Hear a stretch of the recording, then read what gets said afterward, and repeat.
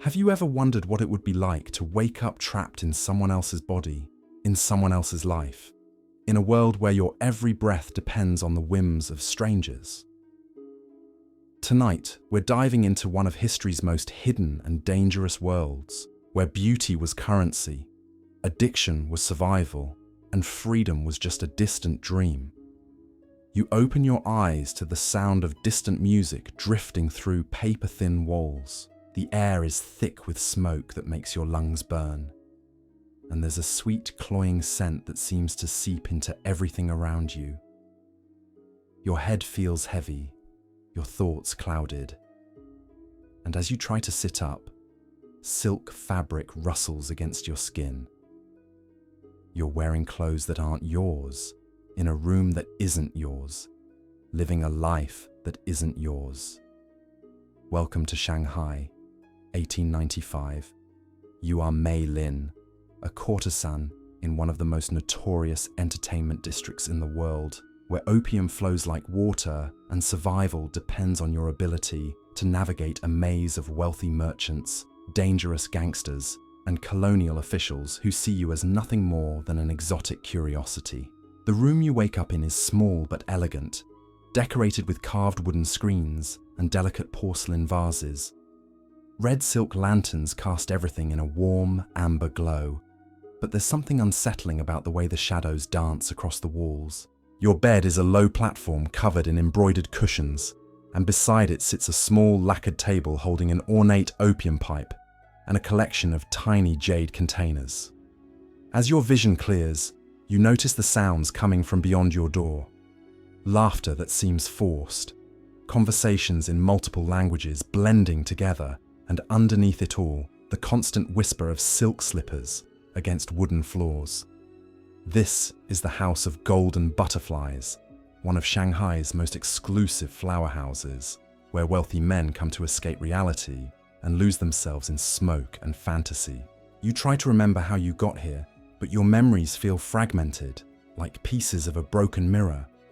There are flashes of a different life, glimpses of faces you can't quite place, but they slip away whenever you try to focus on them. What remains is the knowledge that you are trapped in this existence, bound by debts you didn't create and rules you didn't choose. The door slides open with barely a whisper, and an older woman enters. Her name is Mother Chen, and she owns this establishment with an iron fist wrapped in silk gloves. She's dressed in expensive robes, her greying hair pulled back in an elaborate style, decorated with gold pins and jade ornaments. Her face is painted with the traditional white powder and red lips, but her eyes are sharp and calculating. "Mei Lin, you must prepare yourself," she says in Mandarin, her voice carrying the authority of someone accustomed to being obeyed. "Master Harrison will arrive within the hour, and he specifically requested your company for the evening." Master Harrison.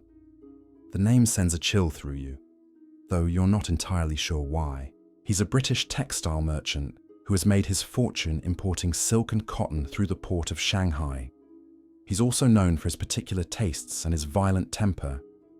When those tastes aren't satisfied, Mother Chen approaches the small table and begins preparing the opium pipe with practiced efficiency. The black, tar-like substance bubbles and hisses as she heats it over a small flame, and the sweet, nauseating smell grows stronger. "You will smoke with him, as always," she instructs. "But remember, you must remain alert enough to ensure his satisfaction. We cannot afford to lose such a valuable client. You want to refuse, to rebel against this life that has been forced upon you, but you understand the consequences. The house operates on a system of debt and dependency that keeps its residents trapped. Every meal, every piece of clothing, every stick of incense burned in your room adds to what you owe. The opium keeps you compliant, the debt keeps you imprisoned, and the constant threat of violence keeps you obedient. As Mother Chen leaves to attend to other preparations, you begin the ritual of getting ready. Your wardrobe consists of elaborate silk robes in jewel tones, each one worth more than most people earn in a year. Tonight, You select a deep emerald green robe embroidered with golden phoenixes, the birds seeming to come alive in the flickering lamplight. The makeup process is elaborate and time-consuming. You apply the traditional white face powder, creating a mask that transforms your natural features into something ethereal and otherworldly. Red paint on your lips, black kohl around your eyes, and delicate designs painted on your forehead complete the transformation. When you look in the mirror, you barely recognize yourself. Your hair must be arranged in an intricate style that will complement your outfit and please your client. Using wooden combs and jade pins, you create an elaborate arrangement that takes nearly an hour to complete. Each curl and twist has meaning in this world, signaling your status, availability, and the house you belong to. The sound of voices in the main parlor grows louder as evening approaches. You can hear men speaking in English, French, and Chinese, their laughter becoming more boisterous as wine and opium begin to take effect. The House of Golden Butterflies caters to Shanghai's international community, where East meets West in the most decadent ways possible. A soft knock interrupts your preparations. A young servant girl enters, barely 16 years old, her eyes downcast as she delivers a message. "Master Harrison has arrived," she whispers. "Mother Chen requests your immediate presence in the Jade Room." The Jade Room is one of the house's most luxurious chambers, reserved for the wealthiest clients. As you make your way through the narrow corridors, you pass other rooms where business is already being conducted. Behind paper screens, you catch glimpses of shadows moving in intimate embraces, hear whispered conversations in languages you don't understand, and smell the constant presence of opium, smoke that permeates everything. The main parlor is a feast for the senses, designed to overwhelm visitors with its opulence. Carved wooden furniture inlaid with mother-of-pearl gleams under the light of dozens of lanterns.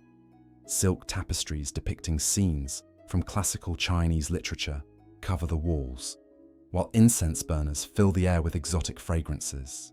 Musicians in the corner play traditional Chinese instruments, their melodies weaving through the conversations and laughter.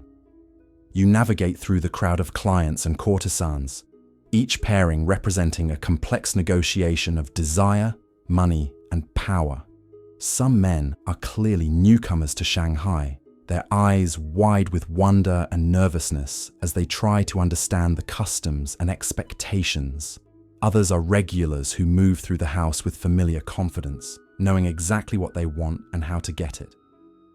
Master Harrison sits in the place of honor, a large cushioned chair positioned to overlook the entire parlor.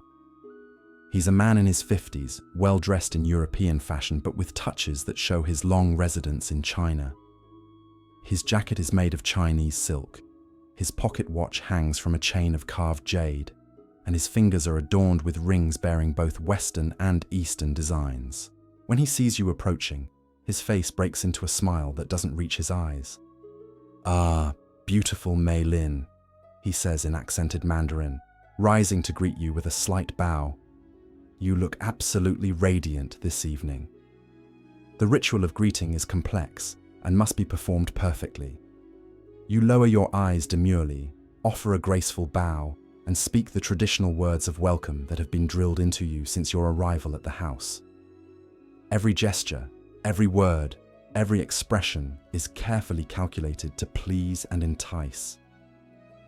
Master Harrison honors this humble servant with his presence. You say, your voice soft and melodious. "How may I serve your distinguished self this evening?"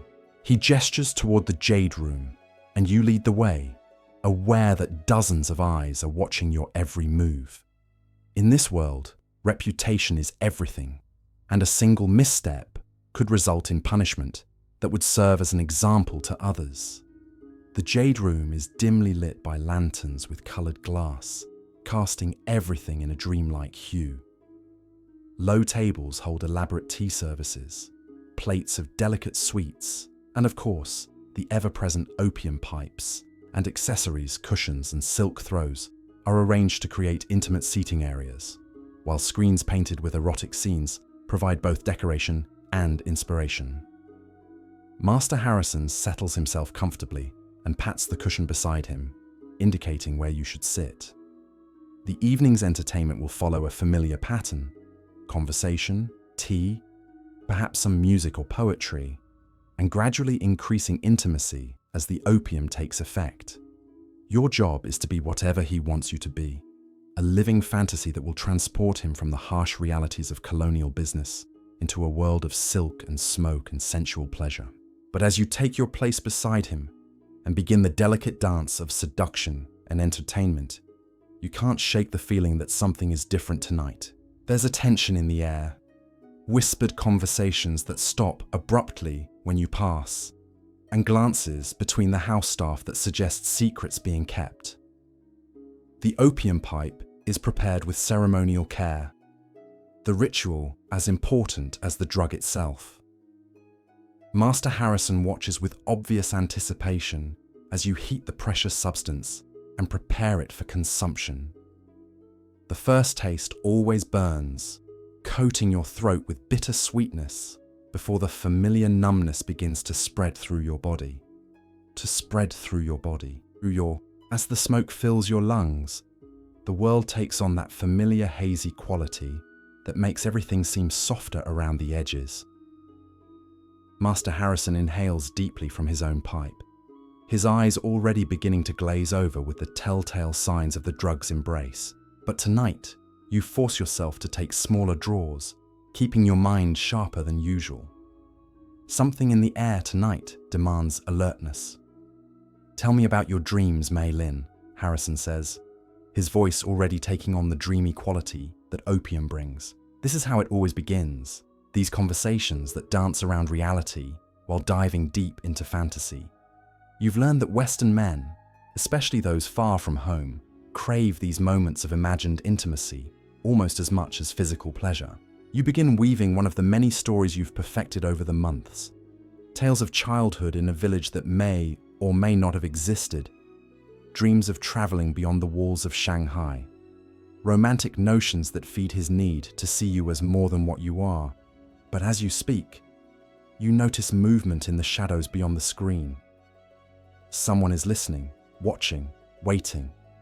The tea ceremony provides a welcome distraction. Your hands move with practiced grace, measuring the leaves, heating the water to precisely the right temperature, pouring with movements that have been refined into an art form. Every gesture is calculated to be beautiful, to reinforce the exotic fantasy that wealthy foreigners pay so handsomely to experience. "You move like water," Harrison murmurs, reaching out to trace a finger along your wrist. His touch is possessive, claiming, and you've learned to hide your revulsion behind a mask of demure pleasure. So different from the women back in Manchester, so graceful, so mysterious. This is the game you must play, pretending that his attention is an honor rather than a transaction, that your responses are genuine rather than carefully rehearsed performances. You've watched other courtesans who forgot this fundamental rule, who let their true feelings show. They disappeared quietly in the night, their debts transferred to less prestigious houses, or worse, the opium is beginning to work its familiar magic, and Harrison's conversation becomes more rambling, more philosophical. He speaks of his business dealings, the fortunes being made in Shanghai's rapidly expanding foreign quarter, the opportunities that exist for those bold enough to seize them. You listen with apparent fascination, filing away information that might prove useful later. "Do you know what I love most about this city?" he asks, his words slightly slurred now. "It's a place where a man can become anyone he wants to be. The old rules don't apply here. Money talks louder than bloodlines. An opportunity doesn't care about your accent or which school you attended." You nod and smile, refilling his teacup with steady hands, but his words carry a weight that makes you uneasy. In Shanghai, the collision between East and West has created a world where traditional boundaries have blurred, but new forms of exploitation have emerged to take their place. You are living proof of how these opportunities he speaks of often come at someone else's expense. The music from the main parlor drifts through the walls, mixing with the sound of rain that has begun pattering against the windows. Autumn in Shanghai brings frequent storms, and tonight's weather seems to match the strange tension you've been feeling all evening. Lightning flashes occasionally, illuminating the room in stark white light that makes everything appear momentarily surreal. Harrison's hands become more exploratory as the evening progresses, and you respond with the practiced sensuality that has been drilled into you through months of training and experience. But part of your mind remains alert, watching, waiting for whatever disruption you sense approaching. The servants who normally glide silently through the halls seem more hurried tonight, and Mother Chen's usual iron composure showed cracks when she prepared you for this evening. "I have something special for you tonight," Harrison says, reaching into his jacket pocket. He produces a small silk pouch, handling it with the reverence usually reserved for the finest opium. This came from a contact in Hong Kong, much more potent than what you're accustomed to. The substance he reveals looks different from the usual black tar. This is crystalline, almost pure white, and it gives off an acrid smell that makes your nostrils burn. You've heard whispers of new drugs arriving from the West, chemicals created in European laboratories that promise even more intense experiences than traditional opium. The courtesans who've tried them describe euphoria beyond anything they've ever known, but also withdrawal symptoms that make opium addiction seem manageable by comparison. "I'm not sure I should," you begin, but Harrison's expression hardens immediately. The dreamy smile vanishes, replaced by something cold and calculating that reminds you exactly what kind of man you're dealing with. "Nonsense," he says firmly.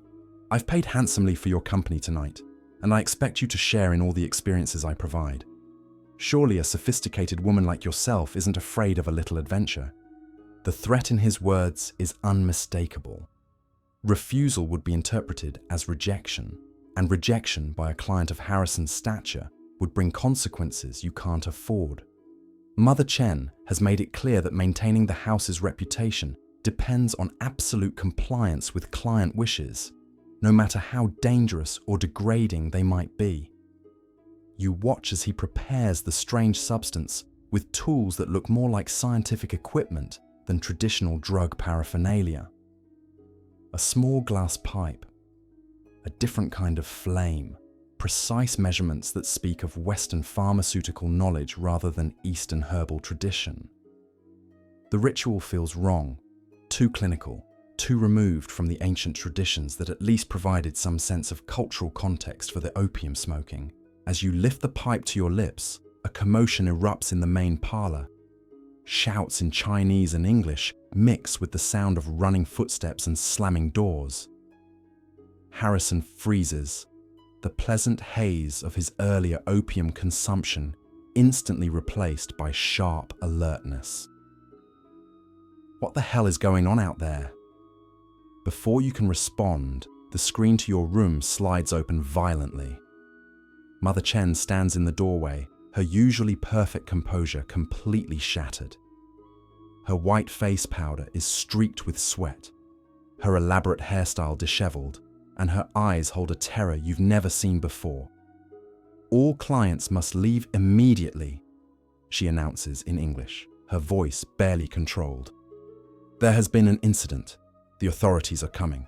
Harrison leaps to his feet with surprising agility for someone who should be deep in an opium stupor. "What kind of incident? What authorities?" "Foreign police, Chinese officials, military," Mother Chen replies, wringing her hands. "Someone has been murdered. A very important someone. They are searching all the flower houses, questioning everyone." The blood drains from Harrison's face. You realize that whatever he was planning with that strange white powder, whatever special arrangement he thought he had made for tonight, has suddenly become far more dangerous than simple drug use or sexual transaction. His reaction suggests knowledge of something much more serious than a typical evening's entertainment. "Pack only what you absolutely need," Mother Chen continues, turning to you. "All the girls must be ready to leave within minutes. Our protection agreements may not be enough this time." Through the windows, you can see lanterns moving in the street below. Official lanterns, carried by men in uniform who are systematically searching every building in the district. The sound of splintering wood suggests that doors are being broken down when cooperation isn't immediate enough. Harrison is already gathering his belongings, his movements sharp and purposeful. The dreamy merchant who had been reclining on silk cushions just moments ago has vanished, replaced by someone who clearly has experience with dangerous situations. The back exit, he mutters to himself. Through the garden to the river, but as he moves toward the door, you notice something that makes your blood freeze. The small silk pouch containing the strange white powder has fallen from his jacket, and scattered across the floor are not just the crystalline drugs, but also official-looking papers bearing government seals. Documents that no textile merchant should possess, written in what appears to be coded language. The pieces of the evening's puzzle suddenly snap into place. Harrison's unusual nervousness, the strange new drug, the specific timing of his visit, and now the official documents. You're not just a courtesan entertaining a client. You're a witness to something much more dangerous. Something involving espionage, drug trafficking, or worse. The sound of boots on wooden floors grows closer. Male voices shouting orders in multiple languages echo through the building. Whatever protection the House of Golden Butterflies usually enjoyed from local authorities has clearly been withdrawn tonight. The usual bribes and arrangements that keep places like this operating have suddenly become worthless. Mother Chen reappears in the doorway, this time accompanied by two of the house's male guards. Everyone out now! Use the tunnel system. Head for the safe houses in the French Quarter. Tunnel system. You had heard whispers of underground passages that connected the various entertainment establishments, escape routes built for exactly this kind of emergency. But you had never imagined you would need to use them, had never thought the carefully constructed world of the flower house could collapse so completely and so quickly. As you gather the few possessions that truly matter to you, your mind races with possibilities. This could be the chance you've been waiting for, the opportunity to escape the debts and obligations that have kept you trapped.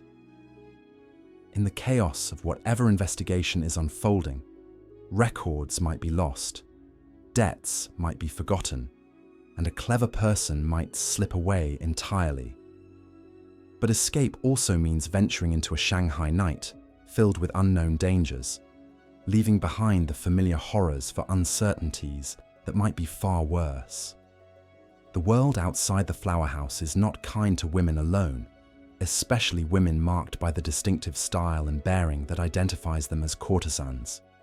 Harrison pushes past you toward the door, but stops suddenly when he realizes the compromising documents are scattered across the floor.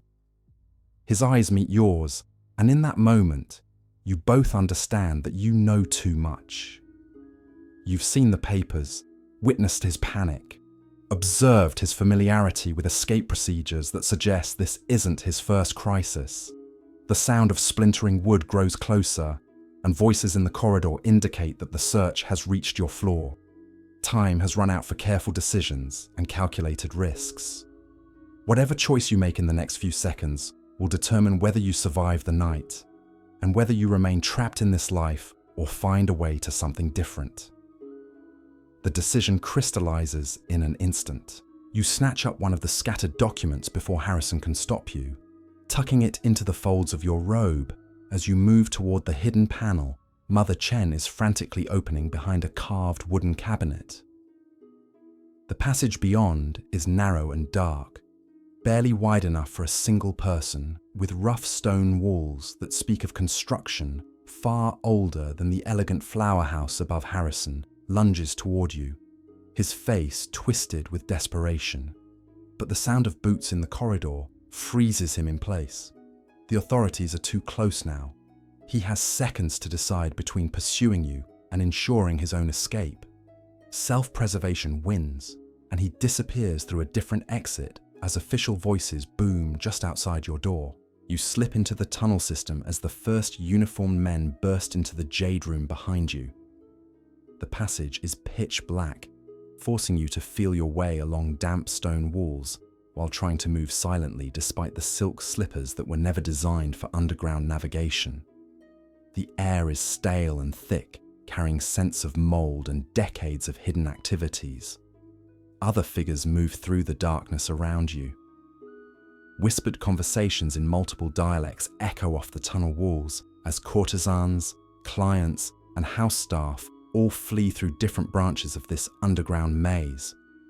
Some passages lead to other entertainment establishments, others to private residences where wealthy patrons maintain discreet apartments, and still others to the docks where boats wait to carry people beyond the reach of Shanghai's various law enforcement agencies. The tunnel you've chosen slopes steadily downward, and the sound of running water grows stronger with each step. You're heading toward the Huangpu River, following an escape route that probably dates back centuries to when these passages served different kinds of fugitives. The document hidden in your robe feels like it's burning against your skin, a reminder that you now carry secrets that could prove either invaluable or fatal after what feels like hours but is probably only minutes. You emerge through a concealed entrance into a storage building near the waterfront. The rain has intensified, turning the unpaved streets into rivers of mud that will make tracking difficult. Lightning illuminates the scene in stark flashes, revealing a world transformed from the elegant opium parlors into something far more primitive and dangerous. The foreign quarter of Shanghai stretches before you, a maze of warehouses, shipping offices, and cramped residential buildings where different nationalities cluster together in uneasy proximity. British merchants live alongside American traders, French diplomats share neighborhoods with German industrialists, and everyone maintains the careful balance of cooperation and competition that defines colonial commerce. But tonight, that balance has been shattered. Military patrols move through the streets in organized formations, their lanterns cutting through the darkness as they systematically search every building. The usual nighttime activities of the quarter have been suspended, replaced by an atmosphere of martial law that suggests whatever incident triggered this crackdown involves more than simple criminal activity. You need shelter, clothes that won't immediately identify you as a courtesan, and most importantly, you need to understand what's written on the document you've stolen. The paper could be worthless, or it could be valuable enough to buy your freedom from the debts that have defined your existence. But first, you need to survive until morning. The safe house Mother Chen mentioned is somewhere in the French Quarter, but reaching it means crossing several miles of patrolled streets while wearing clothes that mark you as clearly as a uniform. Your elaborate hairstyle, distinctive makeup, and silk robes announce your profession to anyone who sees you, making anonymity impossible. A group of drunken sailors stumbles out of a late-night tavern, their voices loud and aggressive in the way that alcohol makes men when they're far from home and surrounded by people they consider inferior. They spot you immediately, their conversation shifting from complaints about shipping schedules to crude speculation about your availability and pricing. "Look what we have here," one of them calls out in English, his accent marking him as Australian or perhaps South African.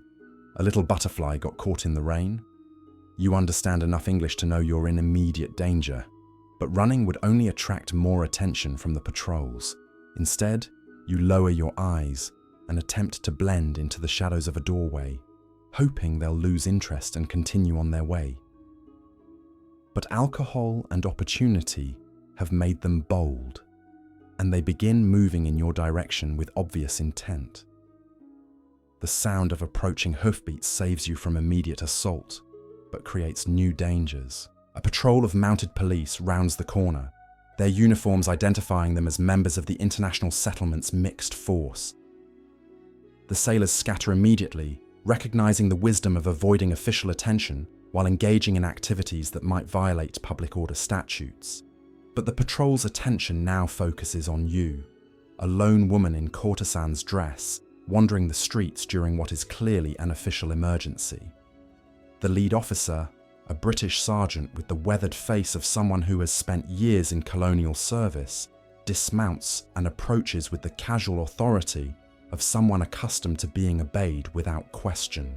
"You're out rather late for a lady of your profession," he says in heavily accented Mandarin, his tone suggesting familiarity with Shanghai's entertainment districts. "Shouldn't you be safely tucked away in whatever establishment employs you?" The question carries multiple layers of threat. He's offering you a chance to explain yourself, but his hand rests casually on his weapon, and his men have positioned themselves to prevent any attempt at flight. Your answer will determine whether you're escorted back to whatever remains of the House of Golden Butterflies, taken to a detention facility for questioning, or worse. This humble woman became separated from her companions during the disturbance, you reply, using the formal speech patterns that mark educated courtesans. "I seek only to return home safely." The sergeant studies your face in the lamplight, noting details that probably tell him more about your situation than you'd prefer. Your makeup, while smeared by rain and exertion, is of the highest quality. Your robes, despite being soaked and muddy, are clearly expensive. Everything about your appearance suggests association with the kind of establishment that caters to wealthy foreign clients rather than local working men. "Home," he repeats thoughtfully. "And where might that be exactly?" This is the crucial moment. You could attempt to return to the Flower House district, assuming any of the establishments are still operating after tonight's raids. You could claim association with one of the foreign compounds, hoping your appearance and language skills might make the lie believable. Or you could tell some version of the truth and hope that honesty might earn you unexpected mercy. But before you can answer, a commotion erupts from the direction of the waterfront. Shouts in Chinese and English mix with the sound of gunshots, suggesting that someone has been caught attempting to flee by boat. The patrol's attention shifts immediately toward this new crisis, and the sergeant remounts his horse with practiced efficiency. "Stay off the streets tonight," he warns, before spurring his mount toward the disturbance. "This isn't a safe time for anyone to be wandering about, especially women in your line of work." You watch the patrol disappear into the rainy darkness, their hoofbeats fading into the general chaos of the night. The brief encounter has reminded you that survival depends on more than just avoiding the authorities conducting the raids. The entire social structure of Shanghai's foreign quarter operates on clearly defined roles and expectations, and anyone who doesn't fit those patterns becomes automatically suspicious. A courtesan belongs in a flower house, entertaining clients under the protection and control of an establishment owner. A courtesan wandering alone through the streets at night represents either escaped property or evidence of some larger disruption to the carefully maintained order. Either way, she becomes a problem that authorities feel obligated to solve, usually in ways that don't benefit the woman involved. The French Quarter offers your best hope of temporary sanctuary, but reaching it requires crossing through areas where different national jurisdictions create overlapping authority and conflicting legal systems. What's perfectly legal in the British settlement might be criminal in the French concession, and what's ignored by Chinese authorities might provoke immediate action from foreign police. You begin moving through the maze of back streets and alleyways, staying close to walls and doorways that provide concealment from both patrols and the occasional groups of men who seem to be conducting their own searches. For reasons you can only guess, the document in your robe feels heavier with each step, as if the secrets it contains are adding physical weight to your already difficult journey. The rain continues falling steadily, turning the unpaved roads into treacherous channels of mud and refuse that make silent movement nearly impossible. Your silk slippers, designed for indoor use on polished wooden floors, offer no protection against the harsh realities of Shanghai's streets. Each step becomes a careful negotiation between speed and stealth, between the need to reach safety quickly and the necessity of avoiding detection. As you navigate through the darkness, fragments of conversation drift from open windows and doorways. Multiple languages blend together, creating a linguistic symphony that reflects Shanghai's international character. English merchants complain about disrupted business schedules. French diplomats discuss the political implications of whatever incident has triggered tonight's emergency. German industrialists worry about the impact on their manufacturing operations.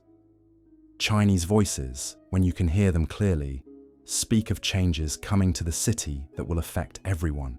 The foreign settlements of Shanghai exist in a strange legal twilight, governed by treaties and agreements that create pockets of extraterritorial jurisdiction within Chinese territory. Foreign nationals accused of crimes are tried in their own courts under their own laws, while Chinese citizens accused of crimes against foreigners face a different legal system entirely. Tonight's raids suggest that this carefully balanced system is under stress, possibly breaking down entirely. You reach a crossroads where 4 different streets meet, each leading toward a different national quarter. British flags hang from buildings to the east. French tricolours mark territory to the west, and German commercial signs point north toward the industrial district south, leads back toward the Chinese city, where traditional authority still holds sway, but where a woman in your condition would face different, but equally serious dangers. The choice of direction will determine more than just your immediate destination. Each quarter offers different opportunities and dangers, different types of people who might help or harm you, and different ways of life that could define your future if you manage to survive the night. The document hidden in your robe might be more valuable in some places than others, depending on what secrets it contains and who would be willing to pay for them. A figure emerges from the shadows near a shuttered shop, moving with the careful silence of someone who has learned to navigate dangerous streets without attracting attention. As the person draws closer, you recognize the distinctive silhouette of another courtesan, her elaborate hairstyle and silk robes marking her as clearly as your own appearance marks you. "Sister," she whispers in Mandarin, using the term of address that courtesans employ when speaking to each other. "Are you also fleeing from the golden butterflies?" You nod cautiously, uncertain whether this encounter represents salvation or additional danger. Other courtesans could be allies in a situation like this, sharing information and resources that might help everyone survive, but they could also be competitors for limited safe havens, or worse, they could be working with authorities or criminal organizations that profit from the chaos. "My name is Jade Lotus," she continues, moving closer so that conversation becomes possible without raising voices. "I escaped through the kitchen when the soldiers came. Do you know what they were looking for?" The question carries weight beyond simple curiosity. If the raids were targeted at specific individuals or activities, that information could determine which escape routes remain viable and which areas of the city offer genuine safety. But sharing what you know about Harrison's documents and the strange white powder could also make you a target for people who prefer witnesses to remain silent permanently. "Someone important was killed," you reply carefully, repeating the explanation Mother Chen had given without adding your own observations about Harrison's suspicious behavior. "The authorities are searching all the flower houses." Jade Lotus nods grimly. "I heard similar things from the other girls, but this feels different from the usual raids. Usually they come for specific people or to collect their monthly payments. Tonight they seem to be looking for something particular." Her observation matches your own sense that tonight's events involve more than routine law enforcement or the periodic crackdowns that entertainment districts experience when political pressure builds for moral reform. The systematic nature of the searches, the involvement of multiple jurisdictions, and the obvious desperation of people like Harrison suggest connections to larger political or economic interests. "Where are you heading?" Jade Lotus asks, glancing nervously at the patrol lights visible in the distance. The question forces you to make a decision that could determine both your immediate safety and your long-term prospects. Traveling together would provide mutual protection and shared resources. But it would also mean sharing whatever opportunities arise and trusting someone whose motives and loyalties remain unknown. In a world where survival often depends on betraying others before they betray you, partnership becomes a dangerous gamble. But as another patrol approaches from the direction you had been planning to take, the decision becomes easier. 2 women traveling together might attract different attention than a lone courtesan wandering the streets, and Jade Lotus clearly has her own knowledge of Shanghai's hidden geography that could complement your own understanding of the city's power structures. The French Quarter, you whisper back. There are safe houses there, places where questions aren't asked as long as payment is provided. She smiles grimly and gestures toward a narrow alley that leads away from the approaching patrol. I know a route that avoids the main checkpoints, but we'll need to move quickly, and we'll need to trust each other completely. Trust. In a world built on deception, manipulation, and exploitation, the concept seems almost quaint. But as the sound of official voices grows closer and the alternatives become increasingly limited, trust becomes less a choice than a necessity. You follow Jade Lotus into the darkness, carrying secrets that could prove valuable or fatal, heading toward an uncertain future that represents your first real choice in longer than you can remember. The night is far from over, and the streets of Shanghai hold dangers you haven't even imagined yet. But for the first time since waking up in that opium-scented room, you're moving towards something, rather than simply running away.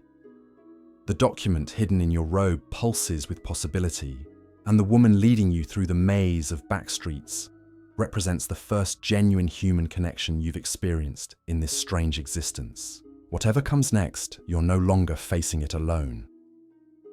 Jade Lotus leads you through a labyrinth of narrow passages between buildings, her movements quick and confident despite the treacherous conditions underfoot. The rain has transformed the packed earth into slippery mud that threatens to send you sprawling with each step, and your silk slippers offer no grip on the increasingly treacherous surface. "Stay close," she whispers over her shoulder, pausing at the corner of a building to check for patrols. The French guards change shifts in 10 minutes. If we time this correctly, we can slip past their checkpoint while they're distracted with the handover. Her knowledge of patrol schedules suggests experience with this kind of escape, making you wonder what circumstances had taught her such detailed information about Shanghai's security arrangements. But questions will have to wait.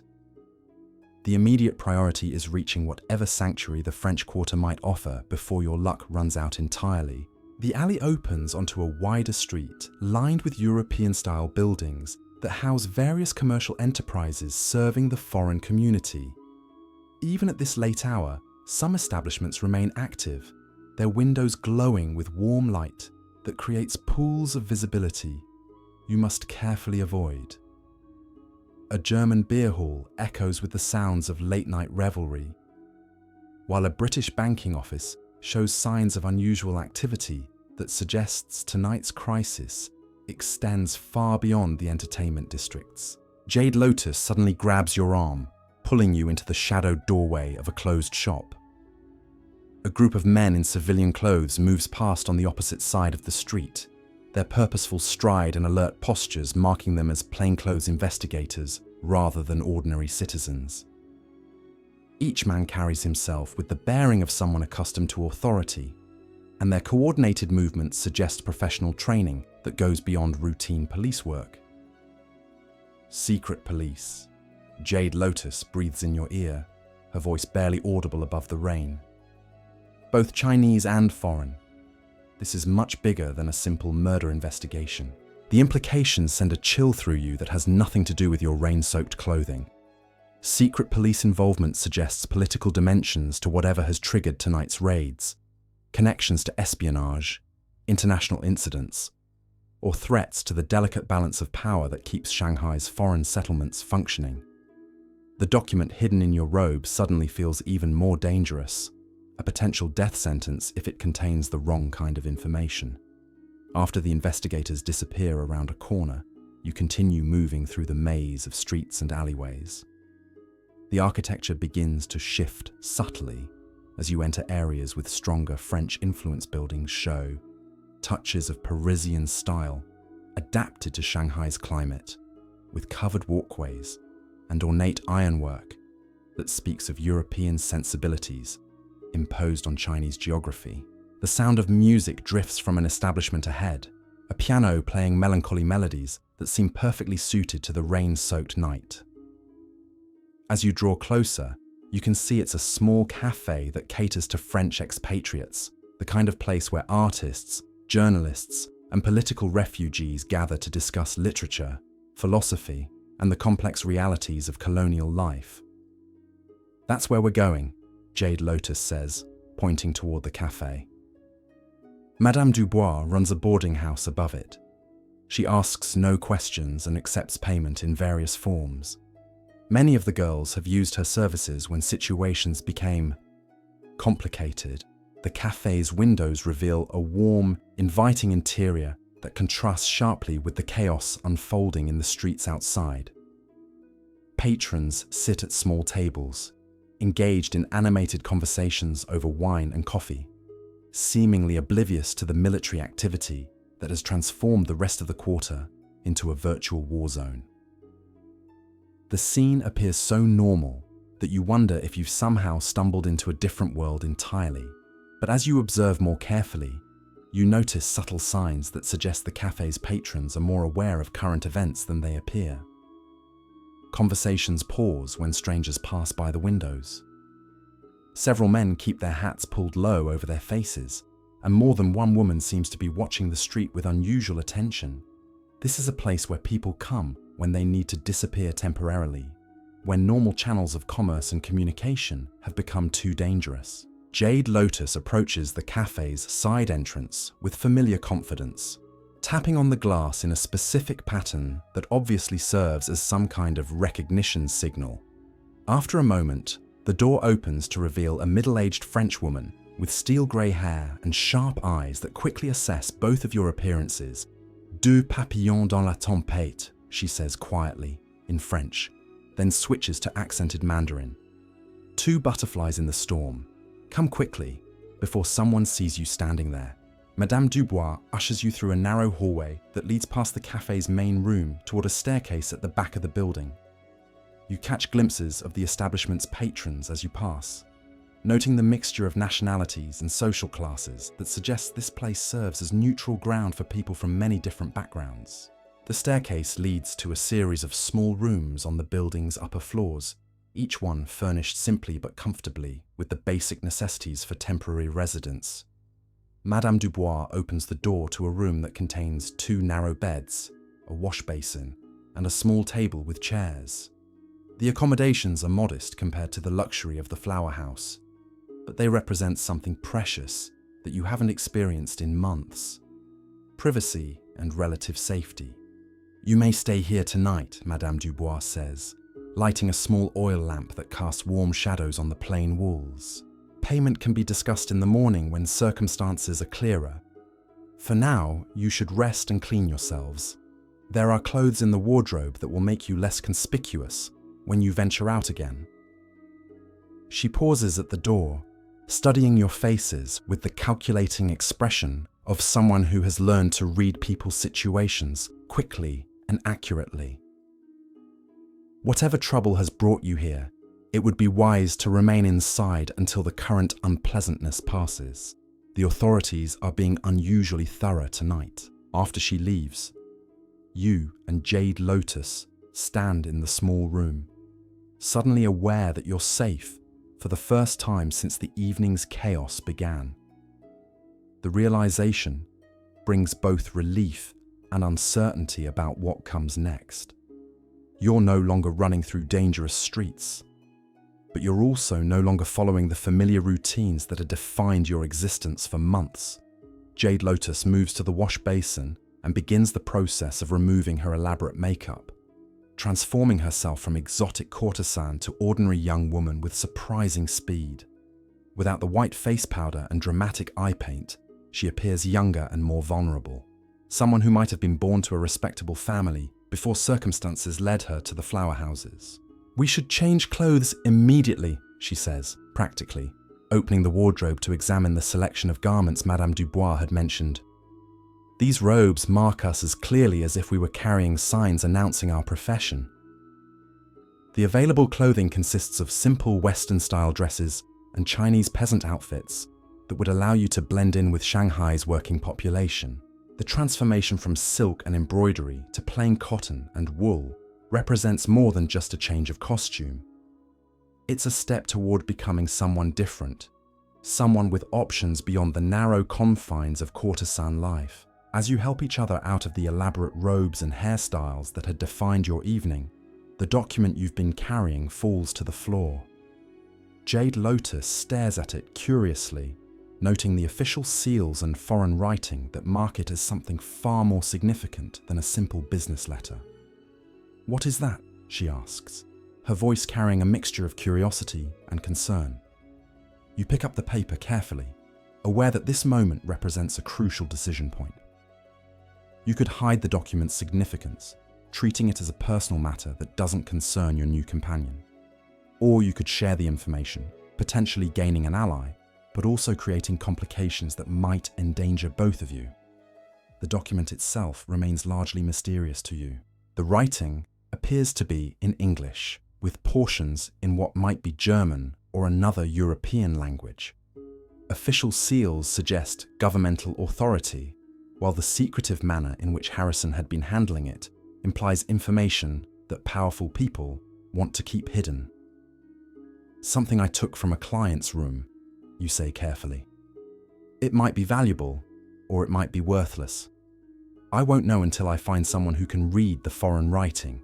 Jade Lotus nods thoughtfully, understanding the implications without requiring detailed explanation. In the world of the flower houses, information often proves more valuable than money, and documents bearing official seals represent potential opportunities for those clever enough to exploit them properly. "There's someone in the cafe downstairs who might be able to help," she says. "A journalist from Paris who writes for several European newspapers. He's been investigating corruption in the foreign settlements, and he pays well for information that supports his stories." The suggestion offers both opportunity and risk. A journalist might indeed be able to translate the document and assess its value, but journalists also publish information that can reach dangerous people. If the document contains secrets that powerful individuals want to keep hidden, involving a newspaper reporter could escalate the situation beyond your ability to control. But as you consider the alternatives, you realize that knowledge is useless without understanding. The document represents potential freedom from debt and dependency, but only if you can determine what it actually contains and who might be willing to pay for that information. "We should be careful," you say finally. "If this paper is valuable enough to justify tonight's raids, then it's dangerous enough to get us killed." Jade Lotus finishes changing into a plain cotton dress that transforms her appearance completely. Without the elaborate styling that marked her as a courtesan, she could be any young woman in Shanghai, a shopgirl, a factory worker, or a domestic servant in one of the foreign households. The transformation demonstrates how much of identity depends on costume and performance rather than inherent characteristics. You select a similar outfit, trading silk and embroidery for practical cotton that will allow free movement and attract minimal attention. The change feels symbolic as well as practical, representing a step away from the carefully controlled existence of the flower house towards something undefined but potentially liberating. The rain continues drumming against the window, creating a steady rhythm that masks the sounds of activity in the streets below. Occasionally, voices or footsteps echo from the cafe beneath your room, reminding you that you're surrounded by people whose own stories of displacement and survival have brought them to this temporary refuge. "I need to tell you something," Jade Lotus says as she sits on one of the narrow beds. "My real name isn't Jade Lotus. It's Chen Wei Mei, and I wasn't always a courtesan." The revelation doesn't surprise you, since few women in the flower houses had chosen their circumstances freely. But her willingness to share personal information suggests a level of trust that could prove either valuable or dangerous, depending on what secrets she might expect you to reveal in return. "My father was a silk merchant," she continues. "Not wealthy, but respectable. When his business failed and creditors seized everything, I was sold to pay his debts. That was 3 years ago." Her story echoes countless similar tales throughout Shanghai, where economic desperation and family obligations force young women into circumstances they never could have imagined. The collision between traditional Chinese social structures and the rapid changes brought by foreign influence creates situations where respectability can disappear overnight, and survival requires adaptations that previous generations never had to consider. "What about you?" she asks. "What brought you to Mother Chen's establishment?" The question forces you to confront the strange gaps in your own memory. The sense of existing in someone else's life without clear recollection of how you arrived there. The memories that feel most real involve recent months at the Flower House, while earlier experiences remain frustratingly vague, like trying to remember dreams after waking. "I'm not entirely sure," you admit. "My memories before the Flower House are unclear. Sometimes I think I remember a different life, but I can't tell if those are real memories or dreams created by opium." Chen Wei Mei, no diez, understanding. The smoke affects everyone differently. Some girls say it helps them forget painful experiences. Others claim it shows them visions of lives they might have lived. The important thing is deciding who you want to be from now on. Her words carry weight beyond their simple meaning. In a city like Shanghai, where traditional identities collapse and reform constantly, the opportunity to reinvent yourself appears regularly for those bold enough to seize it.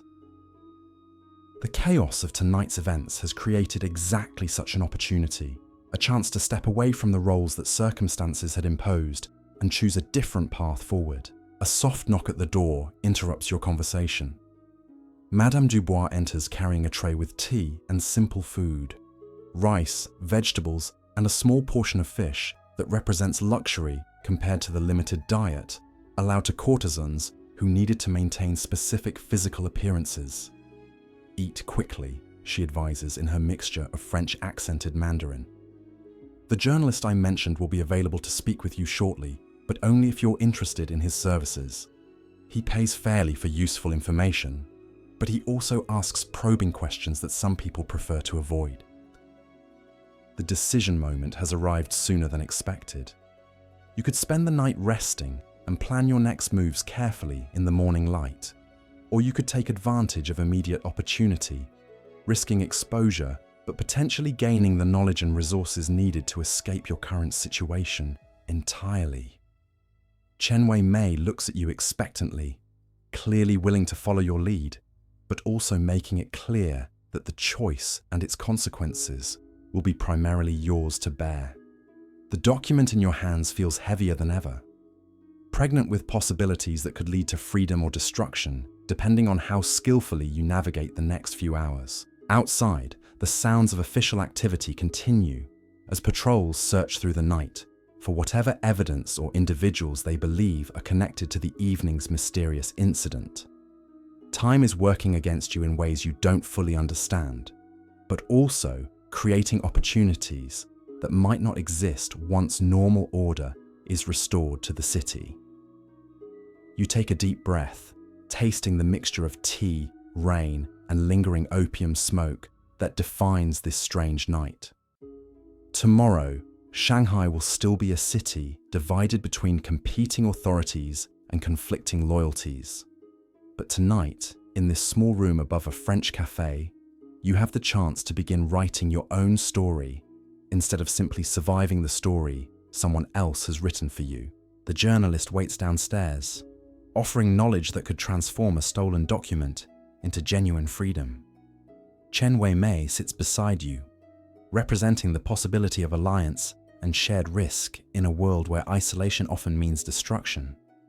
And somewhere in the rainy streets beyond these walls, the consequences of your choices are already beginning to unfold in ways that will determine not just your immediate survival, but the entire trajectory of whatever life you manage to build from the ashes of this extraordinary night.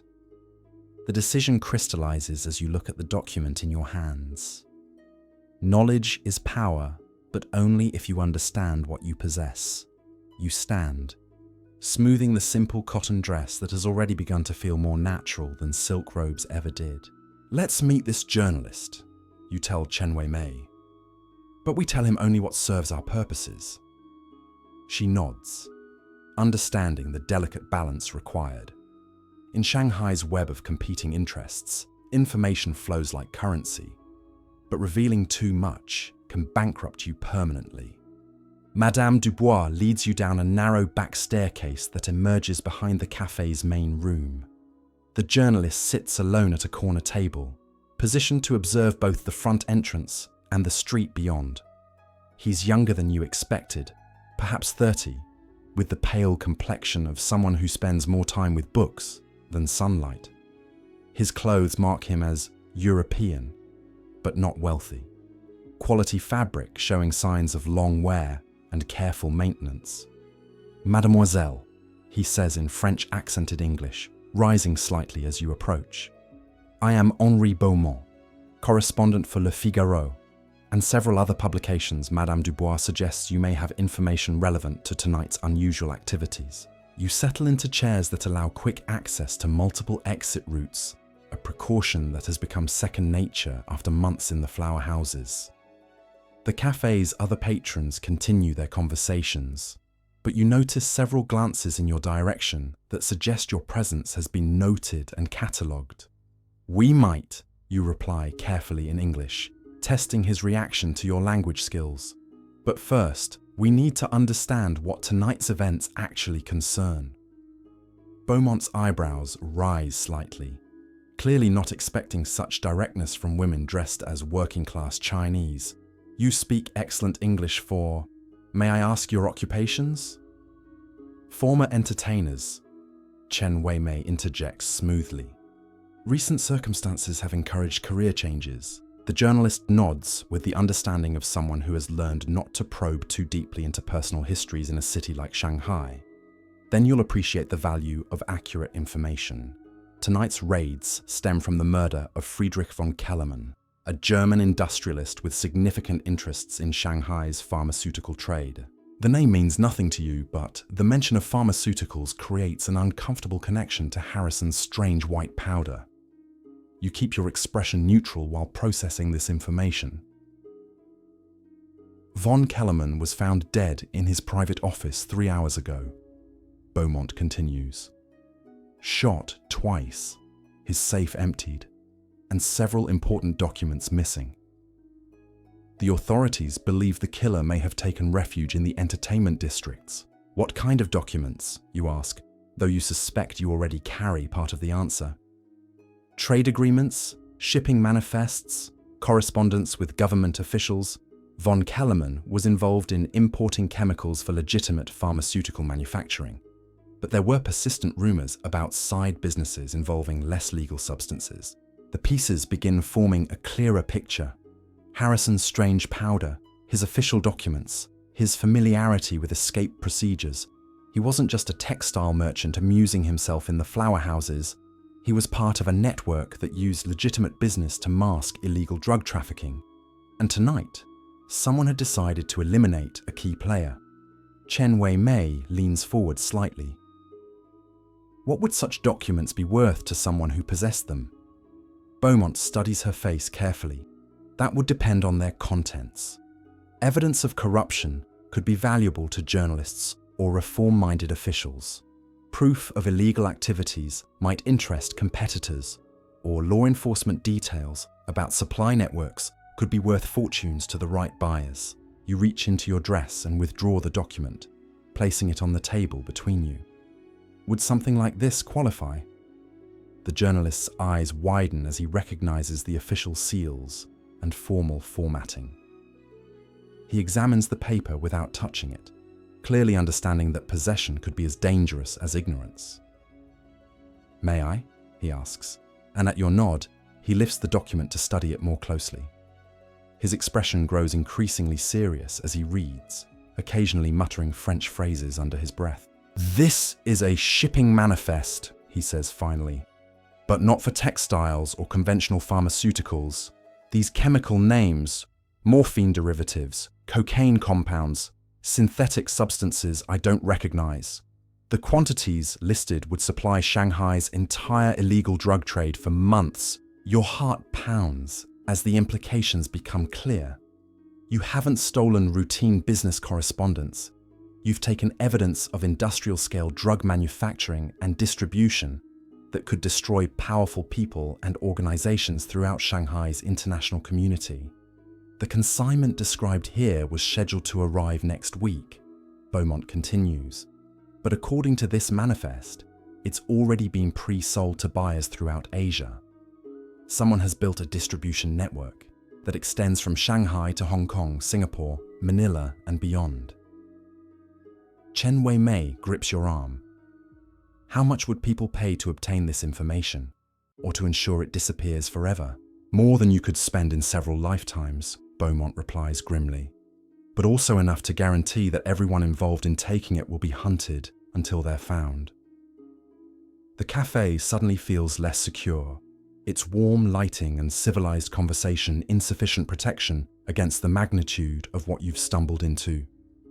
Through the rain-streaked windows, you can see patrol lights moving with renewed intensity, suggesting that the search for von Kellermann's killer and his missing documents has escalated significantly. Who would want this information most, you ask, though you're already beginning to understand the terrible complexity of your situation. Von Kellermann's competitors, who could use it to destroy his network and claim his territory. Government officials, who could use it to expose corruption or protect their own involvement. Foreign intelligence services, who could use it to influence Chinese policy or embarrass rival nations. Criminal organizations, who could use it to eliminate competition or expand their own operations. Each possibility represents a different path forward, but also different risks that could prove fatal if misjudged. The document has transformed you from escaped courtesan to key player in conflicts involving international commerce, government corruption, and organized crime. There's something else, Beaumont adds, his voice dropping to barely above a whisper. Von Kellermann wasn't working alone. His operation required protection from Chinese officials, cooperation from foreign authorities, and partnership with established criminal networks.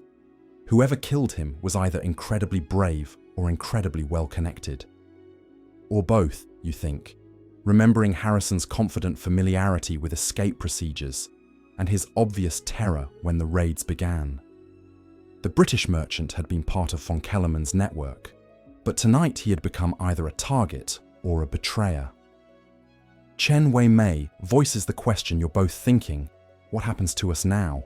That depends on what you want to achieve, Beaumont replies. I can offer several thousand yuan for exclusive rights to this story, enough to leave Shanghai and start new lives elsewhere, but publication would make you visible to everyone involved, both allies and enemies. The alternative remains unspoken but obvious.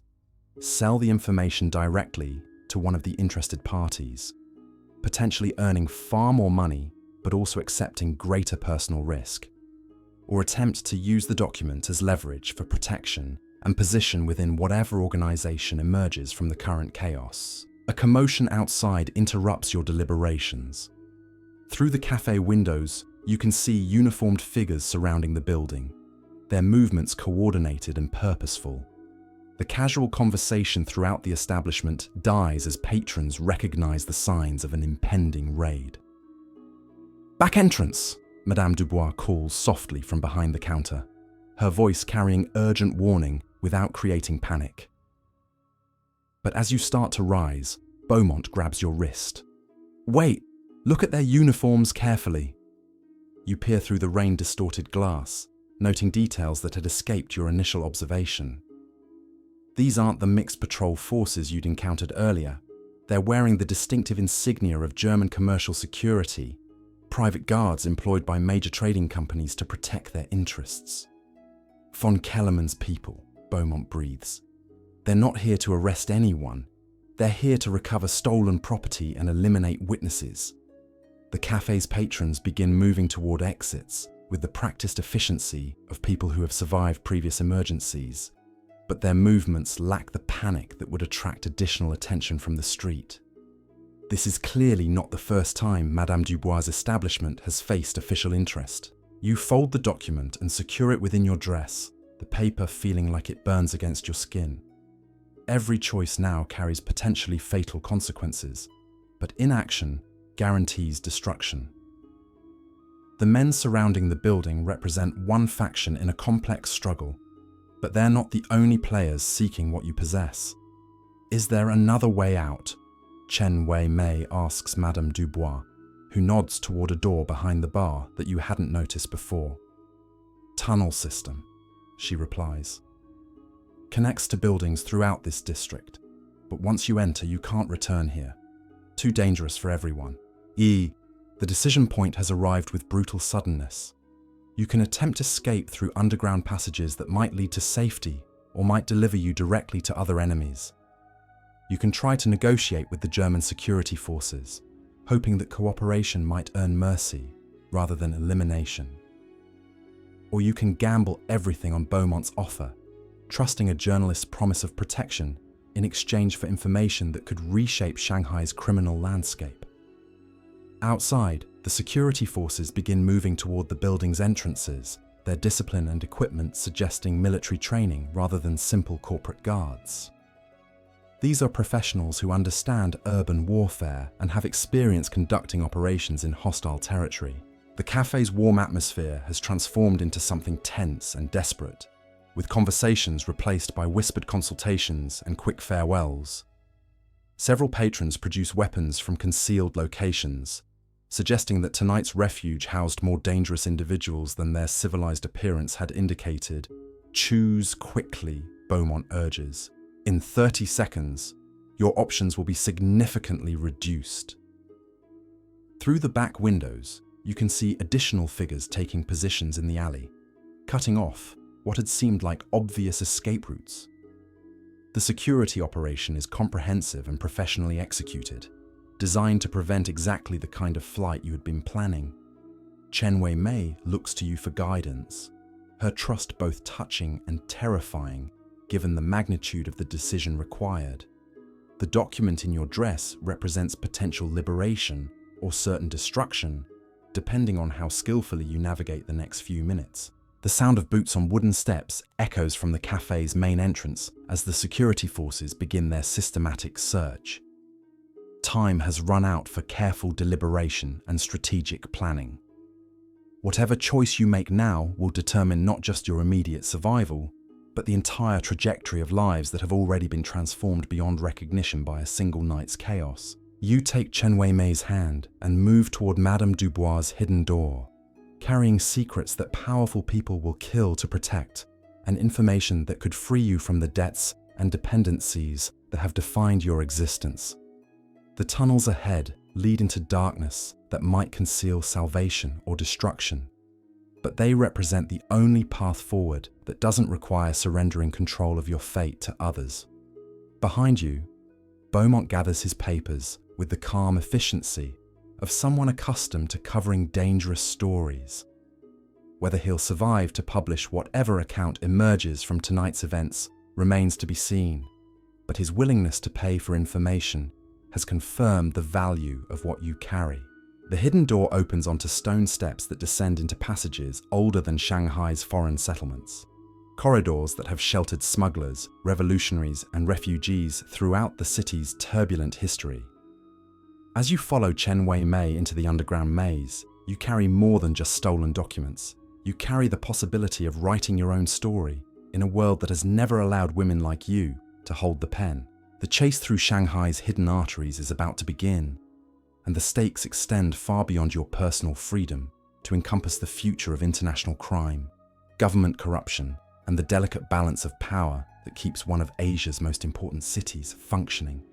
Every step forward takes you deeper into conflicts you barely understand, but also closer to opportunities that could transform everything about the lives you've been forced to live. The opium parlors and flower houses seem like distant memories now, replaced by immediate dangers that demand skills you never knew you possessed. But somewhere in the darkness ahead lies the possibility of becoming someone new, someone who chooses her own risks and writes her own rules in a city built on the dreams and nightmares of people seeking to escape their pasts. The underground passages stretch endlessly in every direction, a labyrinth of stone corridors that predate Shanghai's modern transformation. Your footsteps echo softly against damp walls as you follow Chen Wei-mei through turns that seem random but are guided by markings only she understands. The air grows thicker with each step, carrying scents of river water, decay, and the accumulated secrets of decades. These tunnels weren't built for the foreign settlements above. They're remnants of old Shanghai, constructed when the city served different masters and harbored different kinds of fugitives. Smugglers used them to move opium inland from the docks. Revolutionaries hid weapons and planned uprisings in chambers carved from living rock. Now they shelter 2 women carrying information that could topple governments and destroy criminal empires. "Stay close," Chen Wei-mei whispers, pausing at an intersection where 4 passages converge. The tunnels connect to buildings throughout the quarter, but some lead to dead ends or flood chambers that trap the unwary. Crew. You press the document closer against your ribs, feeling its sharp edges through the cotton dress. Above your heads, the sounds of the search continue. Boots on floorboards, furniture being overturned, voices demanding answers that terrified people cannot provide. The German security forces are thorough and systematic, but they're searching a world they don't fully understand. The passage begins to slope upward, and fresher air suggests you're approaching another exit point. But Chen Wei-mei suddenly freezes, raising her hand in a gesture that makes your blood run cold. Voices echo from ahead. Not the panicked conversations of other refugees, but the calm, professional tones of men conducting organized searches. "They're in the tunnels too," she breathes, pressing against the stone wall. "Multiple teams, coordinated search pattern. Someone gave them detailed maps." The implications hit you like physical blows. This isn't a hasty response to robbery and murder. It's a carefully planned operation that anticipated exactly the kind of escape you're attempting. Someone within Shanghai's underground networks has betrayed the tunnel system's secrets, or worse, the entire crisis has been orchestrated to flush out specific targets. You backtrack quickly, following Chen Wei-mei through passages that grow narrower and more treacherous. Water seeps through cracks in the ancient stonework, creating pools that reflect your lamp's flickering light in disturbing patterns. The temperature drops noticeably as you move deeper underground, away from the warmth of human habitation into spaces that haven't seen regular use in decades. There's an old exit near the docks, Chen Wei-mei explains, as you navigate around a partially collapsed section. It leads to warehouses that were abandoned after the flooding 3 years ago. Not safe, but probably not watched. The abandoned warehouses represent another gamble in a night already filled with desperate chances. The dock district floods regularly during seasonal storms, leaving buildings damaged and uninhabitable, but providing excellent cover for activities that require privacy from official oversight. Criminal organizations use such spaces for meetings and storage, making them potentially more dangerous than the tunnels you're fleeing. But as the sound of systematic searching grows closer, alternatives become increasingly limited. The security forces have resources and coordination that suggest backing from organizations far more powerful than a single murdered industrialist could command. You're not just fleeing von Kellermann's associates, you're running from a network that includes government officials, international intelligence services, and criminal syndicates working together toward goals you can't begin to comprehend. The tunnel begins to ascend again, and the sound of running water grows stronger. River proximity means you're approaching the Huangpu, where Shanghai's legitimate commerce mixes with activities that exist in legal grey areas, or beyond law entirely. The docks never sleep, providing constant cover for movement and transactions that couldn't survive daylight scrutiny. Chen Wei-mei stops at what appears to be a solid wall, but her hands find hidden mechanisms that reveal another passage, this one clearly more recent construction. Modern tools have carved through ancient stone, creating a route that connects the old tunnel system to contemporary Shanghai's hidden infrastructure, Smuggler's Highway, she explains. Built to move goods between the river and the foreign settlements without customs inspection. If we can reach the main branch, we can access any building in the commercial district. Wow. The newer passage shows signs of regular use. Worn stone where countless feet have passed, oil stains from lamps, even crude benches where people waited during busy periods. This is active criminal infrastructure, maintained and protected by organizations that profit from Shanghai's complex legal environment. But activity also means danger. The tunnels serve multiple criminal enterprises, and territorial disputes are resolved through violence rather than negotiation. 2 women carrying stolen documents would represent either valuable assets or dangerous competitors, depending on which organization controlled the territory you're entering. A distant explosion shakes dust from the ceiling, followed by shouting that echoes through the stone corridors. The search above ground has escalated into something approaching urban warfare, suggesting that multiple factions are now involved in recovering von Kellermann's missing materials. Faster, Chen Wei-mei urges, breaking into a run despite the treacherous footing. If they're using explosives, nowhere in the quarter is safe. You follow her through passages that seem to stretch forever, your simple cotton dress catching on rough stone protrusions, while your inadequate shoes slip on surfaces made treacherous by decades of moisture and use. The document against your ribs feels heavier with each step, as if the weight of its secrets is increasing as more people die trying to recover it.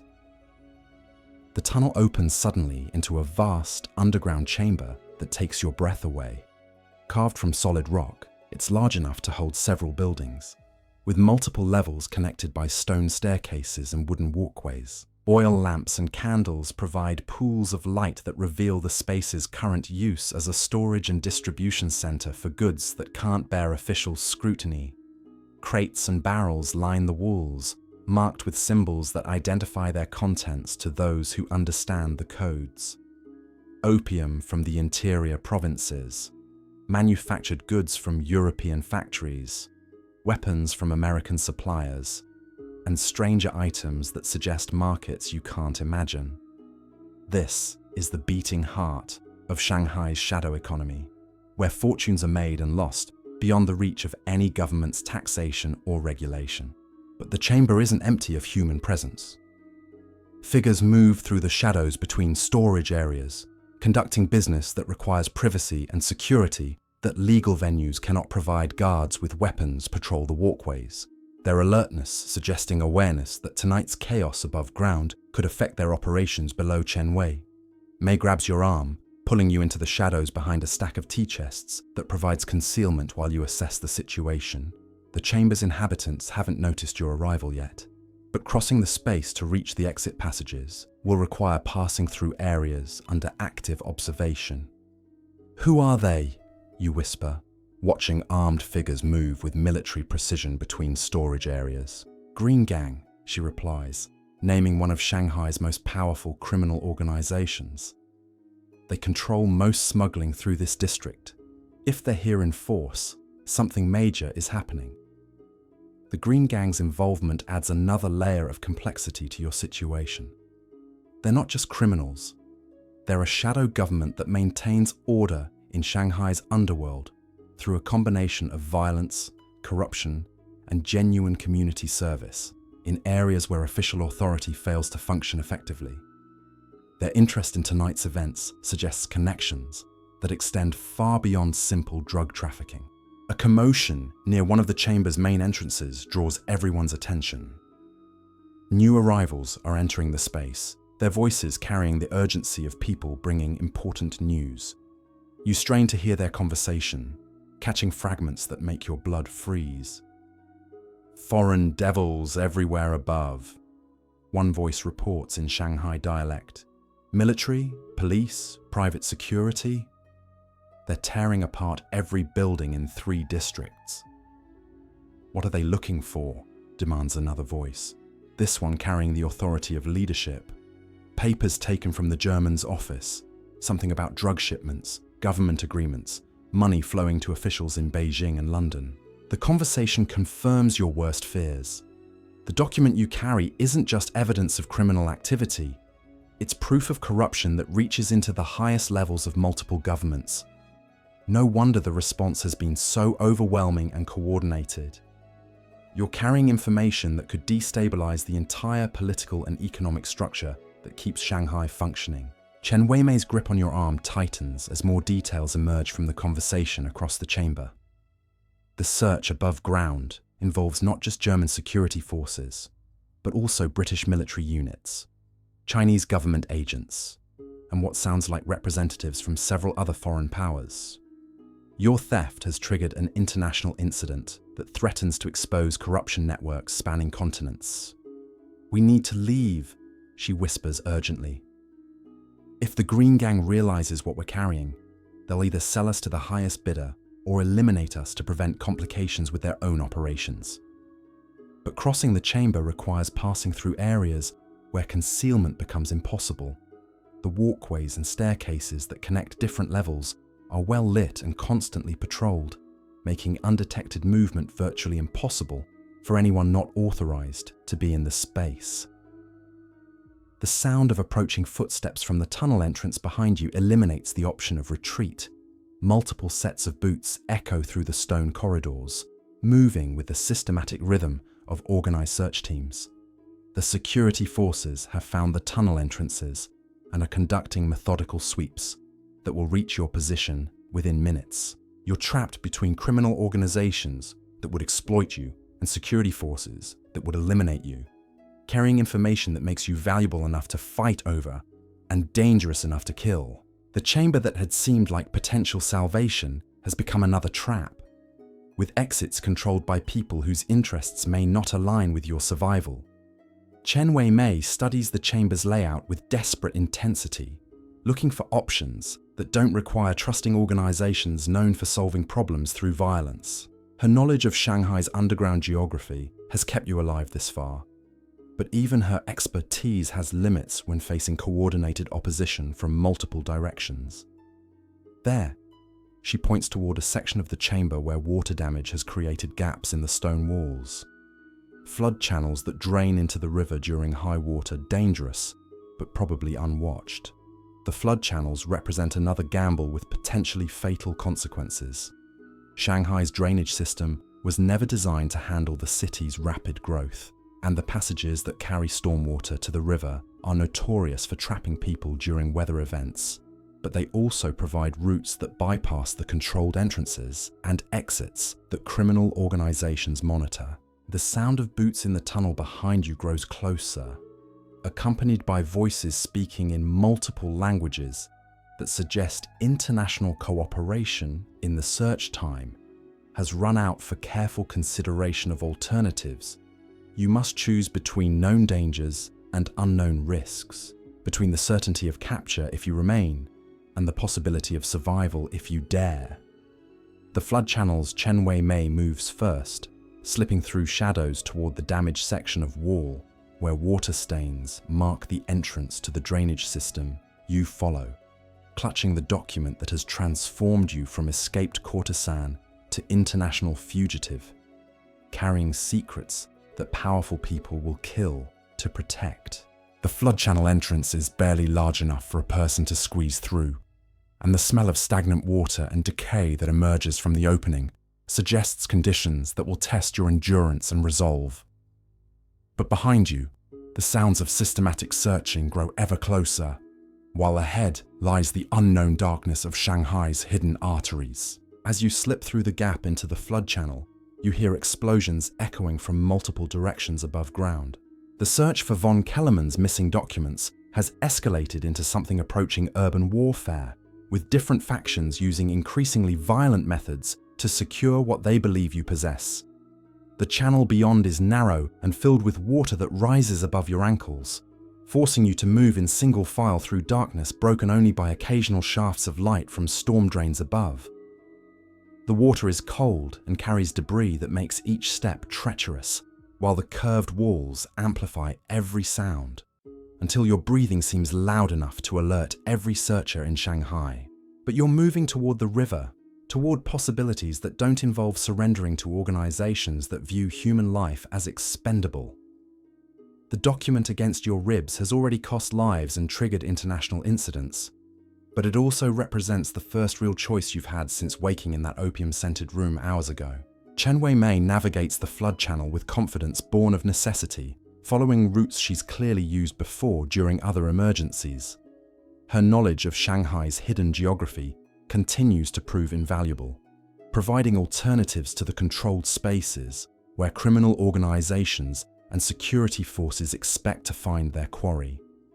The channel begins to slope more steeply as it approaches the river, and the sound of running water grows stronger.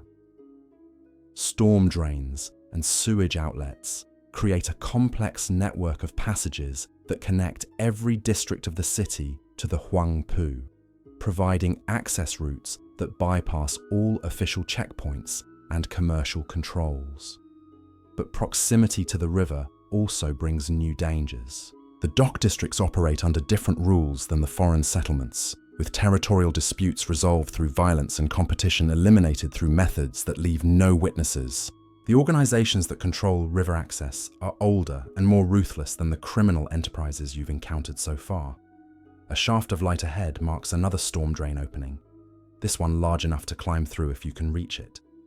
The opening provides access to street level, but also represents exposure to whatever forces are conducting the search above ground. Every choice continues to balance immediate risks against unknown consequences, with survival depending on correctly guessing which dangers are manageable and which are fatal. Chen Wei-mei pauses at the base of the storm drain, listening carefully for sounds that would indicate activity in the street above. The explosions have stopped, replaced by the systematic sounds of organized searching that suggest one faction has established temporary control over the area. But which faction, and whether their control represents safety or additional danger, remains unclear. "Quickly," she whispers, beginning to climb toward the opening above. The tide is turning, and these channels flood when the river rises. The climb through the storm drain requires careful navigation around metal grates and debris that could slice through clothing or flesh. Your simple cotton dress provides little protection against the sharp edges, while your inadequate shoes make each foothold precarious.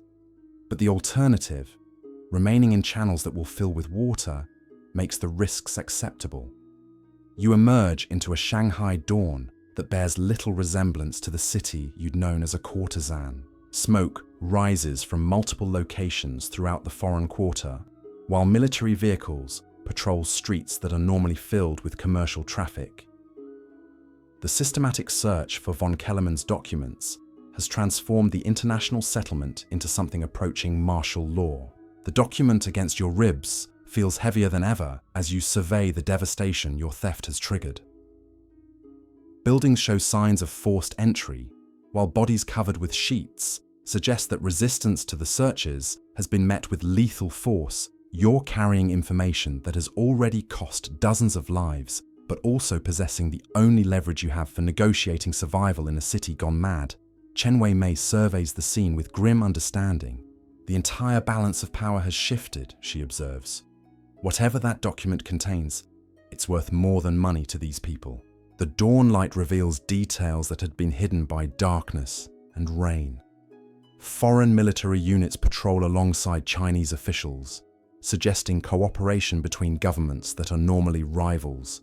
Private security forces bearing different corporate insignia work together with coordination that indicates prearranged agreements. The search for von Kellermann's documents has united interests that are usually competitive or hostile.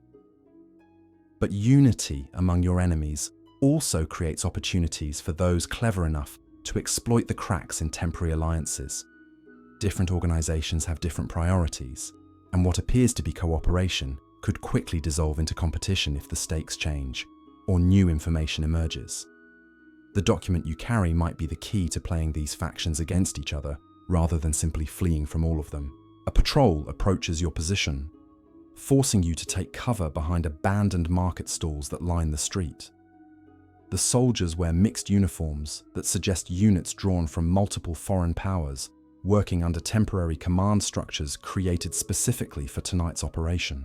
Their discipline and coordination indicate professional military training, not the casual brutality of criminal enforcers. As they pass, You catch fragments of conversation that confirm your suspicions about the document's significance. References to Beijing connections, London banking records, and American pharmaceutical partnerships suggest corruption networks that span continents and involve the highest levels of international commerce and government. The patrol moves on, continuing their systematic search of every building and potential hiding place. But their passage has revealed something that makes your heart race with possibility rather than fear.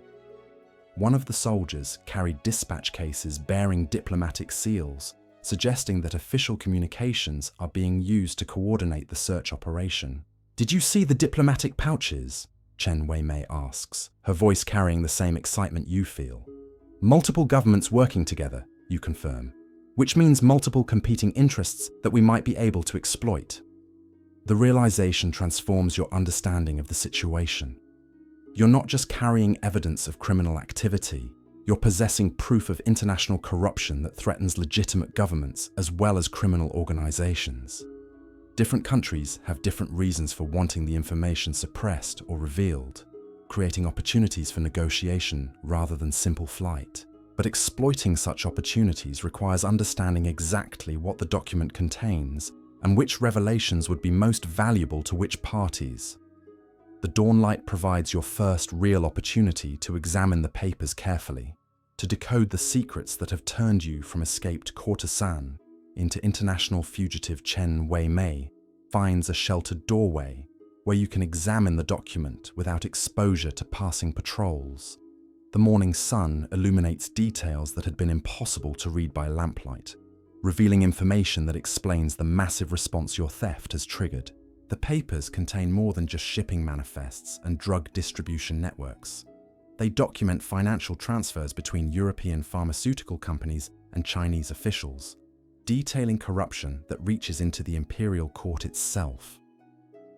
American banking records show money laundering operations that fund both legitimate businesses and criminal enterprises throughout Asia. British military reports describe cooperation with drug smugglers in exchange for intelligence about anti-colonial activities. This isn't just about drugs, Chen Weimei breathes as the scope of the corruption becomes clear. This is about the entire system that keeps the foreign settlements functioning. The document reveals that Shanghai's apparent chaos is actually carefully managed, with criminal organizations serving as unofficial extensions of various governments' intelligence and economic interests. The drug trade provides funding for operations that can't be supported through official channels, while corruption ensures that Chinese officials cooperate with foreign business interests that benefit their home countries. Your theft hasn't just disrupted criminal activity, it's threatened to expose the shadow agreements that allow multiple foreign powers to exploit Chinese resources while maintaining the fiction of legitimate commerce and diplomatic relations. No wonder the response has been so overwhelming and coordinated. You're carrying evidence that could destroy the entire colonial system in China. But such valuable information also provides unprecedented leverage for someone clever enough to use it properly.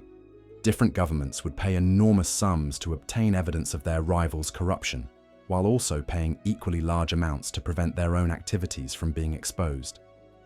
The document makes you potentially valuable to everyone and threatening to everyone simultaneously. The sound of approaching aircraft adds a new dimension to the morning's chaos. Military planes circle overhead, their presence indicating that the search operation has expanded beyond ground forces to include aerial surveillance and potentially airstrikes if the situation escalates further. The stakes have risen beyond anything you could have imagined when you first took those papers from Harrison's room. Chen Weimei grabs your arm as she spots movement in the distance that makes her face go pale. "Foreign warships," she says, pointing toward the river where naval vessels are taking positions that would allow them to control all traffic in and out of Shanghai's harbor. The implications are staggering. Multiple foreign navies have coordinated to blockade Shanghai, preventing anyone from leaving the city with information that could compromise their interests. You're not just trapped in a building or district, you're imprisoned in an entire city that has been sealed by international military force. But warships also mean that whatever you're carrying is valuable enough to justify risking war between major powers. The document has become more than evidence of corruption. It's a strategic asset that could shift the balance of power throughout Asia if it falls into the wrong hands. The morning sun climbs higher, revealing a Shanghai transformed by a single night's chaos into something resembling a war zone. The city where you had lived as a courtesan, trapped by debt and dependency, has become a prison where escape requires navigating international conspiracies and military operations that span continents. But you're no longer the powerless woman who had awakened in that opium-scented room. You carry secrets that governments and criminal organizations will kill to obtain or suppress, information that makes you one of the most important people in Shanghai, despite your humble origins and recent circumstances. The document against your ribs pulses with possibilities that extend far beyond personal freedom to encompass the future of international relations in Asia. Every choice you make from this moment forward will influence not just your own survival, but the balance of power between empires that see China as territory to be exploited rather than a nation to be respected. Chen Wei-mei looks to you for guidance, her trust both touching and terrifying, given the magnitude of the decisions now required. The sun continues rising over a city in chaos, while in the distance, warships and aircraft ensure that whatever resolution emerges from this crisis will be determined by those bold enough to seize control of information that could reshape the world.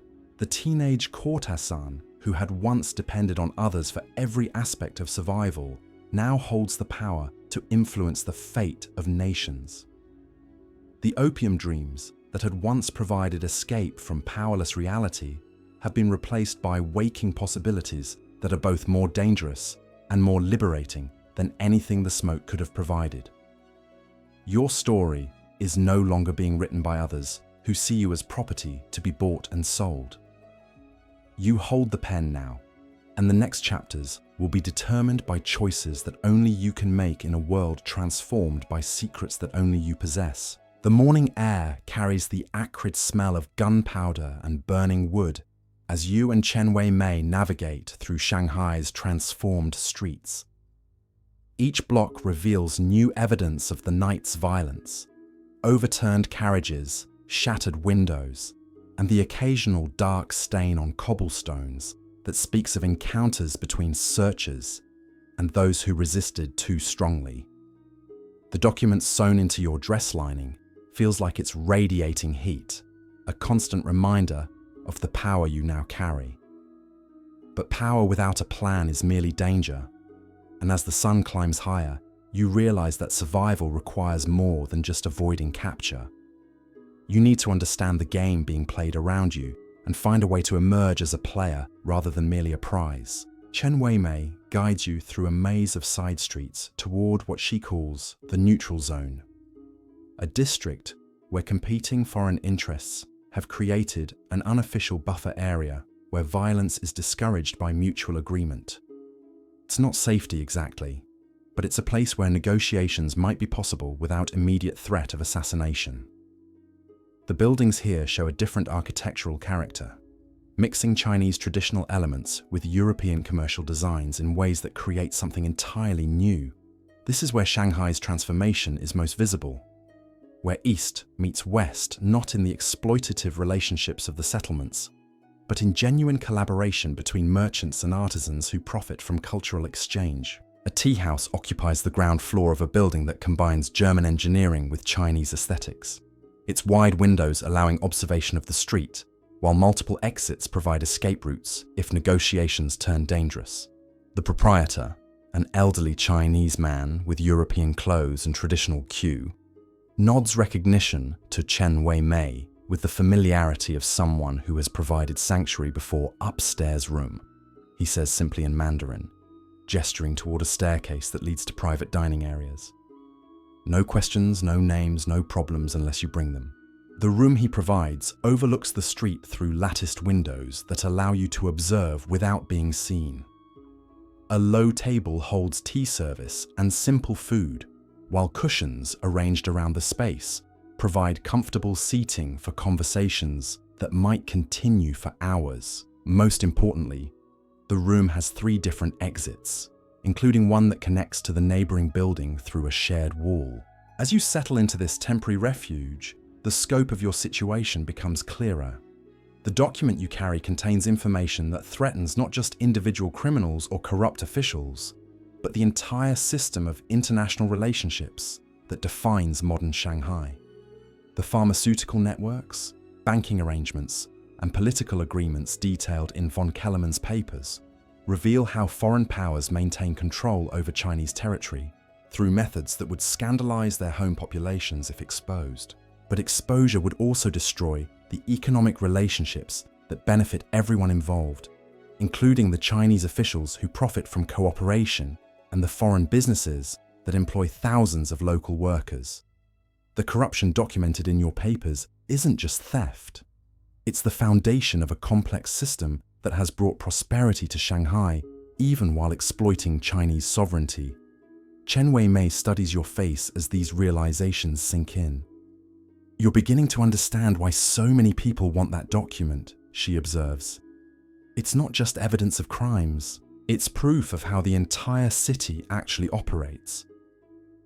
The tea house proprietor brings fresh supplies, clean clothes that will make you less conspicuous, basic medical supplies for treating the cuts and bruises accumulated during your underground escape, and most importantly, writing materials that will allow you to create copies of the crucial document. Multiple copies mean you can negotiate with different parties simultaneously, playing them against each other, rather than simply selling to the highest bidder. As you work to transcribe the most important sections of von Kellermann's papers, the complexity of your position becomes even more apparent.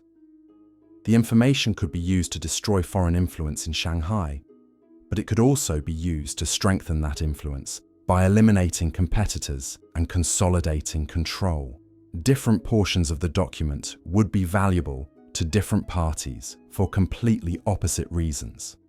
The British sections detail cooperation with American businesses that violate trade agreements with London.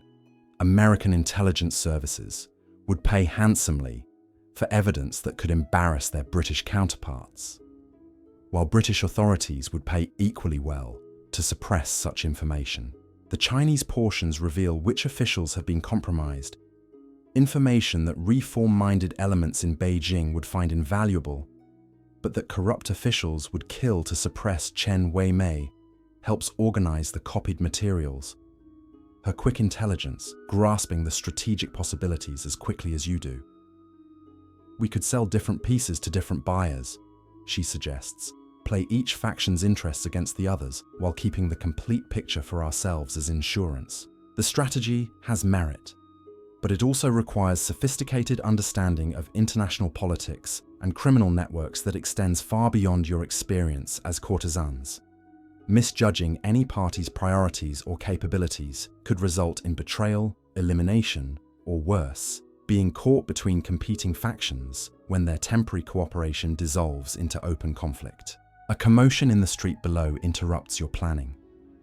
Through the latticed windows, you can see a convoy of vehicles approaching the tea house, their occupants wearing the mixed uniforms that have become familiar throughout the morning. But these aren't search teams conducting random sweeps. They're moving with the purposeful direction of people who know exactly where they're going. The tea house proprietor appears in your doorway, his usual calm demeanor replaced by obvious concern. "Someone has provided information about your location," he says quietly. "You have perhaps 5 minutes before they surround the building." Chen Wei-mei immediately begins gathering the copied documents while you secure the original papers in your dress lining. The morning's work has provided you with negotiating materials, but only if you survive long enough to use them. The neutral zone's protection extends only as far as the mutual interests that created it, and those interests apparently don't include harboring fugitives wanted by multiple international powers. The 3 exit routes from your room suddenly become crucial as you evaluate options for escape. The main staircase leads directly into the path of the approaching forces. The connection to the neighboring building might provide temporary concealment, but it could also lead into a trap if the search teams have surrounded multiple structures.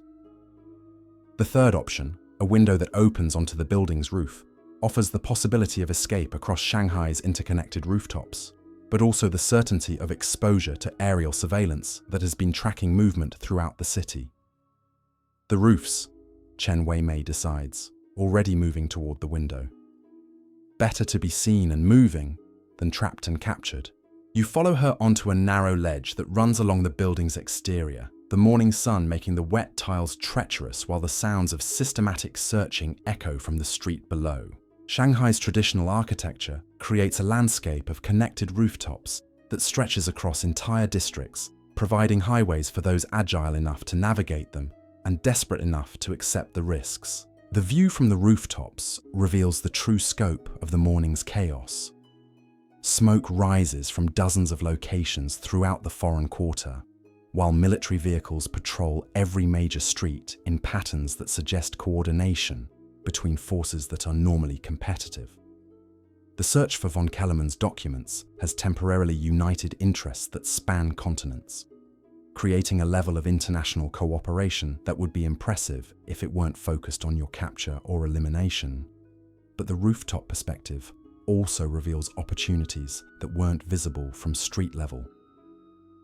Shanghai's complex geography creates blind spots where aerial surveillance becomes difficult, while the maze of traditional buildings provides concealment from ground-based searches. Most importantly, the rooftops connect districts that are controlled by different organizations, offering possibilities for reaching areas where the current search coordination might not extend. Chen Weimei leads you across a series of connected buildings toward what she identifies as the Old Chinese City, where traditional authority structures maintain influence despite foreign domination of the coastal areas. The transition is visible in the architecture. European commercial buildings giving way to Chinese residential structures that have sheltered families for generations. The pursuit behind you becomes audible as search teams reach the tea house and discover your recent presence. Voices in multiple languages coordinate efforts to track your movement across the rooftops, while the sound of aircraft overhead suggests that aerial assets are being repositioned to maintain visual contact. The temporary sanctuary of the neutral zone has been compromised, forcing you back into active flight through territory where every step could be your last. The rooftop journey requires constant attention to footing on surfaces that were never designed for human traffic. Traditional Chinese tiles shift under your weight, while gaps between buildings demand careful jumps that could prove fatal if misjudged. Your simple cotton dress provides better mobility than silk robes would have, but the fabric catches on protruding elements that threaten to tear or trap you at crucial moments. As you navigate across the urban landscape, fragments of the morning's conversations drift up from the streets below. Multiple languages blend together as search teams coordinate their efforts, but you also hear voices speaking in dialects that suggest local Shanghai residents are being questioned about your possible whereabouts. The search has expanded beyond military and police personnel to include civilian informants whose knowledge of the city's hidden geography could prove decisive in tracking your movements.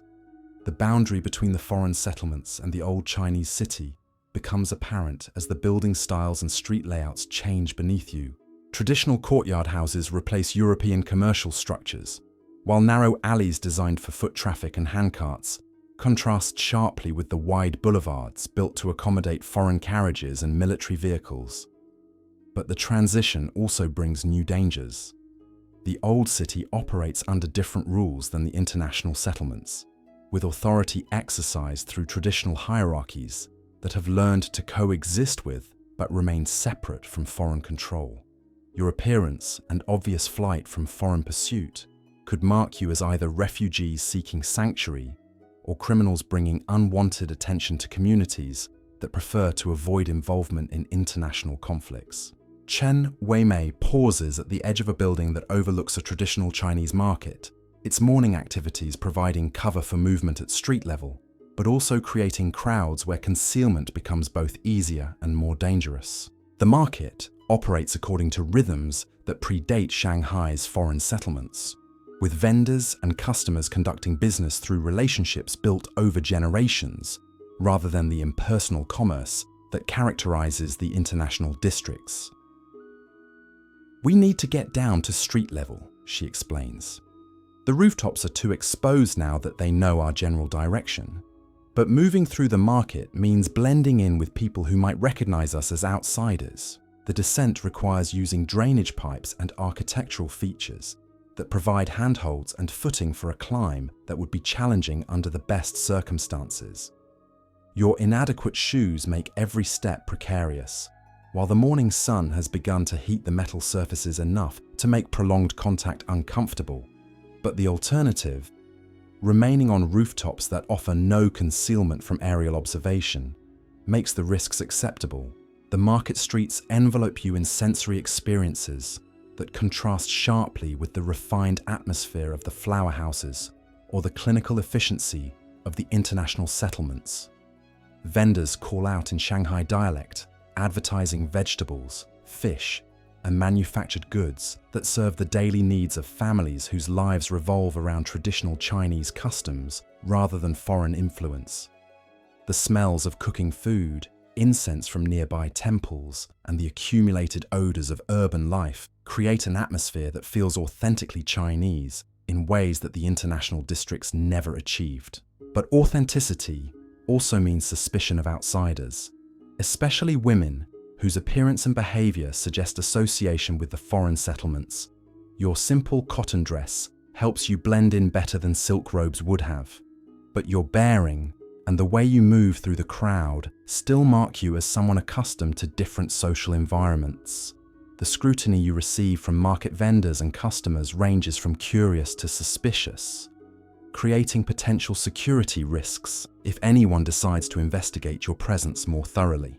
Chen Weimei guides you through the market with confidence that suggests familiarity with this environment. Her knowledge of Shanghai's geography extending beyond the entertainment districts to include the traditional Chinese areas that many courtesans never see. Her ability to navigate different social environments has proven invaluable throughout your escape, demonstrating skills that extend far beyond what her position at the flower house would have required. The market's layout provides natural concealment through the maze of temporary stalls and permanent shops that create visual barriers while allowing rapid movement in multiple directions. But the same complexity that offers protection also creates opportunities for ambush if your pursuers have anticipated your route, or if local residents decide that cooperation with foreign authorities serves their interests better than protecting fugitive strangers. A commotion near the market's main entrance suggests that search teams have extended their operations into the traditional Chinese districts, creating new pressure for rapid movement toward whatever sanctuary might exist in areas even further from foreign control. The temporary safety of blending into market crowds has already been compromised by the systematic nature of the pursuit and the resources being deployed to recover von Kellermann's documents. The documents themselves continue to feel like they're burning against your ribs, their weight seeming to increase as the scope of their significance becomes clearer. You're carrying information that could reshape international relationships throughout Asia, evidence of corruption that reaches into the highest levels of multiple governments, and proof of criminal activities that generate fortunes large enough to fund private armies and international operations. But you're also carrying the key to your own liberation from the debt and dependency that had defined your existence as a courtesan. The information that makes you valuable to governments and criminal organizations also provides leverage for negotiating freedom and security that no amount of money could purchase through conventional means. The question is whether you can survive long enough to use that leverage effectively. Chen Weimei spots an opportunity for concealment in a traditional Chinese temple that occupies a central position in the market district. The temple's multiple buildings and courtyards provide numerous hiding places. While religious sanctuary traditions might offer protection from pursuit, even if they don't guarantee long-term safety, most importantly, temples maintain connections to traditional Chinese authority structures that operate independently of foreign control. The temple's main hall houses a statue of Guanyin, the Buddhist goddess of mercy, surrounded by offerings from local residents seeking protection, prosperity, and relief from suffering. The irony isn't lost on you. Seeking sanctuary before a deity associated with compassion and liberation, while carrying documents that reveal systematic exploitation and corruption affecting millions of people throughout China. But temples also serve as community centers where information flows through networks that predate and parallel foreign intelligence operations. The monks and local officials who manage temple affairs maintain awareness of political developments that could affect their communities, making them potentially valuable sources of information about current events and future possibilities. An elderly monk approaches as you enter the temple grounds, his robes and bearing marking him as someone with authority within the religious hierarchy. His eyes assess your appearance and obvious distress with the practiced evaluation of someone accustomed to providing sanctuary for people fleeing various forms of persecution or misfortune. Benefactors seek refuge from the morning's troubles, he observes in cultured Mandarin, his tone neutral but not unwelcoming. The temple provides sanctuary for those whose hearts are pure, but wisdom suggests that sanctuary extended to some may bring danger to many. The statement contains both offer and warning, acknowledging that religious tradition requires providing aid to those in need, while also recognizing that your presence could attract violence that would endanger other temple residents and visitors. Your response will determine whether the sanctuary is extended or whether you're politely but firmly directed to seek assistance elsewhere. Chen Wei-mei steps forward to address the monk directly, her understanding of religious protocol apparently extending beyond your own knowledge of such matters.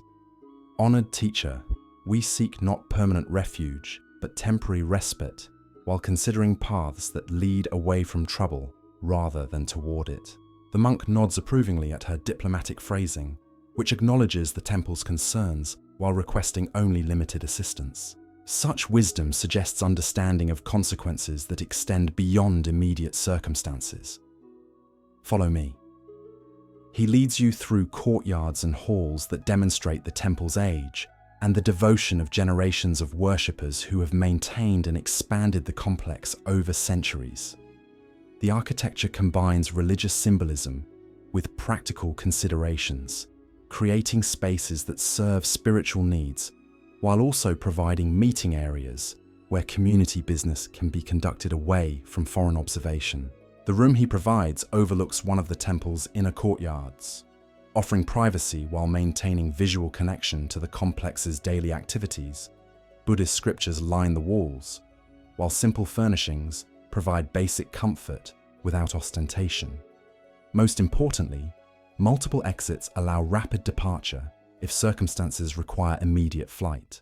As you settle into this new temporary refuge, the monk brings tea and simple food, while also providing something more valuable: information about the morning's events and their implications for everyone in Shanghai. His knowledge comes from networks that extend throughout the traditional Chinese community, sources that observe foreign activities while remaining largely invisible to foreign intelligence operations. The German's death has created opportunities that many seek to exploit, he explains quietly. But the papers you carry threaten stability that benefits all communities, Chinese and foreign alike. Those who would use such information for personal gain risk destroying arrangements that have brought prosperity to millions. His words carry the weight of someone who has observed Shanghai's transformation over decades, witnessing how foreign influence has brought both exploitation and economic development that has improved living conditions for many residents. The corruption documented in von Kellermann's papers may be morally objectionable, but it's also part of a system that has created jobs, infrastructure, and opportunities that didn't exist before foreign involvement. The complexity of your moral position becomes increasingly apparent as you consider these perspectives. Using the documents to expose corruption might serve justice, but it would also destroy economic relationships that support thousands of families throughout Shanghai. Suppressing the information might enable continued exploitation, but it would also preserve stability that benefits communities that have little involvement in the criminal activities. The paper's document Chen Wei Mei voices the question that has been growing in your mind throughout the morning's revelations. Is there a path that serves justice without destroying innocent people's livelihoods? The monk considers her question with the thoughtful attention that religious training brings to ethical dilemmas. Wisdom lies not in absolute positions, but in understanding that different truths serve different needs. The papers you carry could be used to reform rather than destroy, to improve rather than eliminate the relationships they document. Shiti, his suggestion opens possibilities you hadn't previously considered. Rather than selling the information to the highest bidder or using it to destroy your enemies, you might be able to use it as leverage for systemic reforms that reduce exploitation while preserving beneficial economic relationships. Such an approach would require sophisticated negotiation with multiple parties, but it might also create outcomes that serve broader interests rather than just your personal survival. The sound of activity in the streets beyond the temple walls reminds you that time remains limited for philosophical discussions about optimal outcomes. The search for von Kellermann's documents continues with resources that suggest determination to recover the information, regardless of costs in lives or international stability. Your presence in the temple puts the religious community at risk, while providing only temporary concealment from pursuit that shows no signs of diminishing.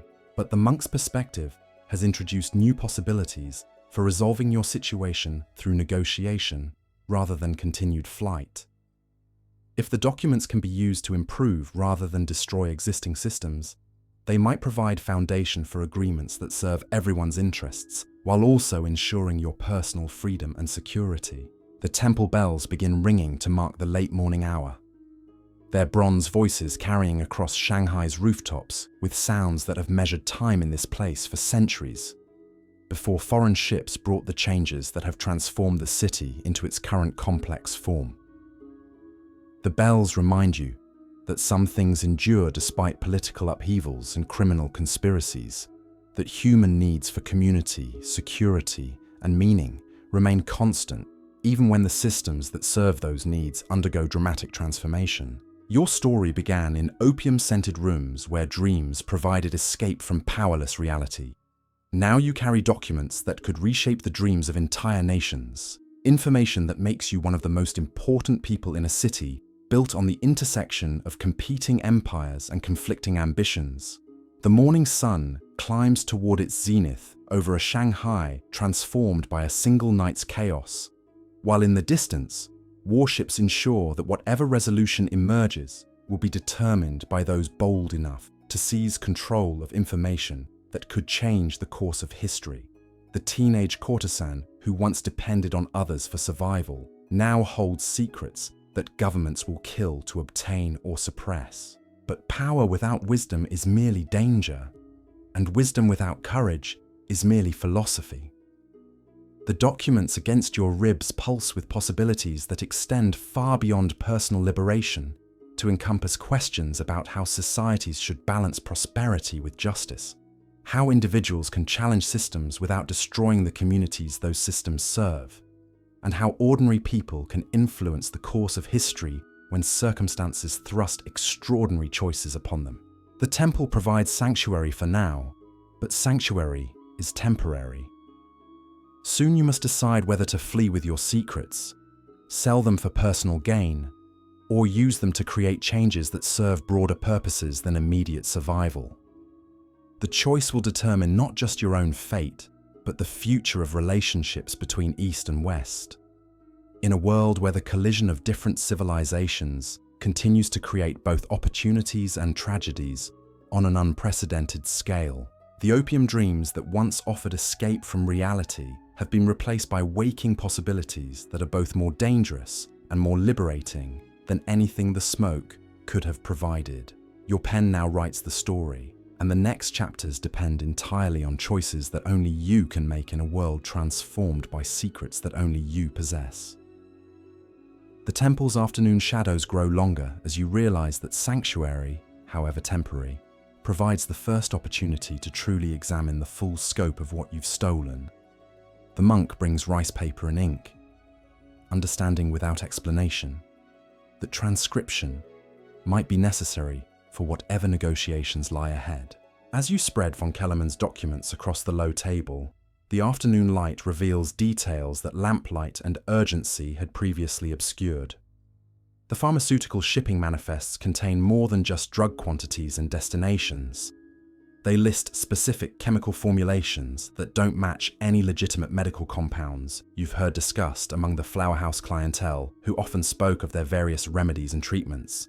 Chen Wei-mei peers over your shoulder as you trace your finger along columns of numbers that seem to follow patterns more complex than simple commercial transactions. These aren't just purchase orders, she observes. Look at the timing. Every shipment coordinates with specific dates when government officials travel between cities. The correlation becomes impossible to ignore once she points it out. Chemical deliveries arrive in Hong Kong exactly when British colonial administrators visit from London. American pharmaceutical shipments reach Manila precisely during congressional fact-finding missions. German compounds enter Shanghai during diplomatic conferences between European powers and Chinese imperial representatives.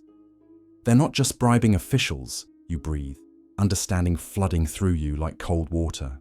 They're dosing them. These chemicals aren't recreational drugs. They're compounds designed to influence judgment, memory, even basic reasoning. The implications stagger you as the true scope of the conspiracy becomes apparent. The corruption documented in these papers isn't just financial. It's pharmaceutical manipulation of government officials whose decisions affect millions of lives throughout Asia trade agreements, territorial concessions, military cooperation arrangements, all potentially influenced by chemical compounds administered without the knowledge of the officials signing documents that reshape international relationships. Chen Wei-mei's face goes pale as she traces similar patterns in other sections of the documents. The flower houses, she whispers. The special clients who receive private audiences with specific girls known for their discretion.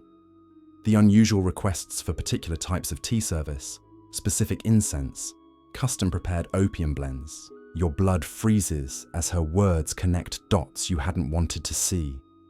The House of Golden Butterflies hadn't just been an entertainment establishment. It had been a laboratory where foreign officials were exposed to chemical influences during moments of physical and emotional vulnerability. The elaborate tea ceremonies, the carefully prepared opium, the incense that seemed unusually potent, all of it had been cover for pharmaceutical manipulation designed to make powerful men more susceptible to suggestion and less capable of critical analysis. The document reveals that Mother Chen hadn't just been managing courtesans. She'd been administering a systematic program of chemical influence that targeted specific officials whose decisions could benefit particular business interests. The girls hadn't just been entertainers. They'd been unwitting participants in espionage operations that used intimate relationships to facilitate pharmaceutical manipulation of men, whose choices affected international commerce and political relationships. How many of us were involved without knowing? Chen Wei-mei asks, her voice carrying the horror of someone realizing she'd been used for purposes far more sinister than simple sexual entertainment. The papers suggest that the program extended throughout Shanghai's entertainment districts, with different establishments targeting officials from different countries and interests. British officials frequented houses that specialized in compounds designed to increase their receptivity to German business proposals. American businessmen were directed toward establishments that used chemicals favoring French commercial interests. Chinese officials were entertained at locations where pharmaceutical manipulation supported whatever foreign power had paid for access during specific negotiation periods. The systematic nature of the operation reveals planning and coordination that extends far beyond criminal enterprise into something approaching chemical warfare conducted through commercial and diplomatic channels. Von Kellermann hadn't just been manufacturing drugs for recreational use. He'd been producing compounds specifically designed to influence decision-making processes of government officials, whose choices determined the fate of entire populations. A commotion in the temple courtyard interrupts your analysis as visitors arrive, whose purposeful movement and official bearing suggest connection to the morning's search operations. Through the latticed windows, you can see men in civilian clothes who carry themselves with the disciplined posture of military or intelligence personnel conducting systematic inquiries. The elderly monk appears in your doorway, his expression grave but not panicked. Representatives from various interested parties request audience with the temple's recent visitors, he says carefully. Not search teams, but negotiators who claim authority to discuss resolution of current difficulties. The moment you've been anticipating has arrived sooner than expected. Someone has decided that direct negotiation serves their interests better than continued pursuit through Shanghai's maze of traditional buildings and foreign settlements. But negotiation requires determining which party has sent these representatives and what terms they might be prepared to offer for information that has already triggered international incidents. Multiple parties? Chen Wei-mei asks, recognizing the significance of the monk's careful phrasing. British, American, German and Chinese representatives, he confirms, each claiming exclusive authority to resolve matters peacefully, each warning that other parties' involvement would complicate situations unnecessarily. The competing claims reveal the complexity of interests affected by your theft. Different governments want different portions of the information suppressed or revealed, while each believes their approach serves both their national interests and broader stability. But their simultaneous arrival suggests coordination that might indicate shared understanding of the document's contents and implications. You gather the papers quickly, securing the originals in your dress lining while organizing the copies you've made into separate packets that could be used for different negotiating purposes.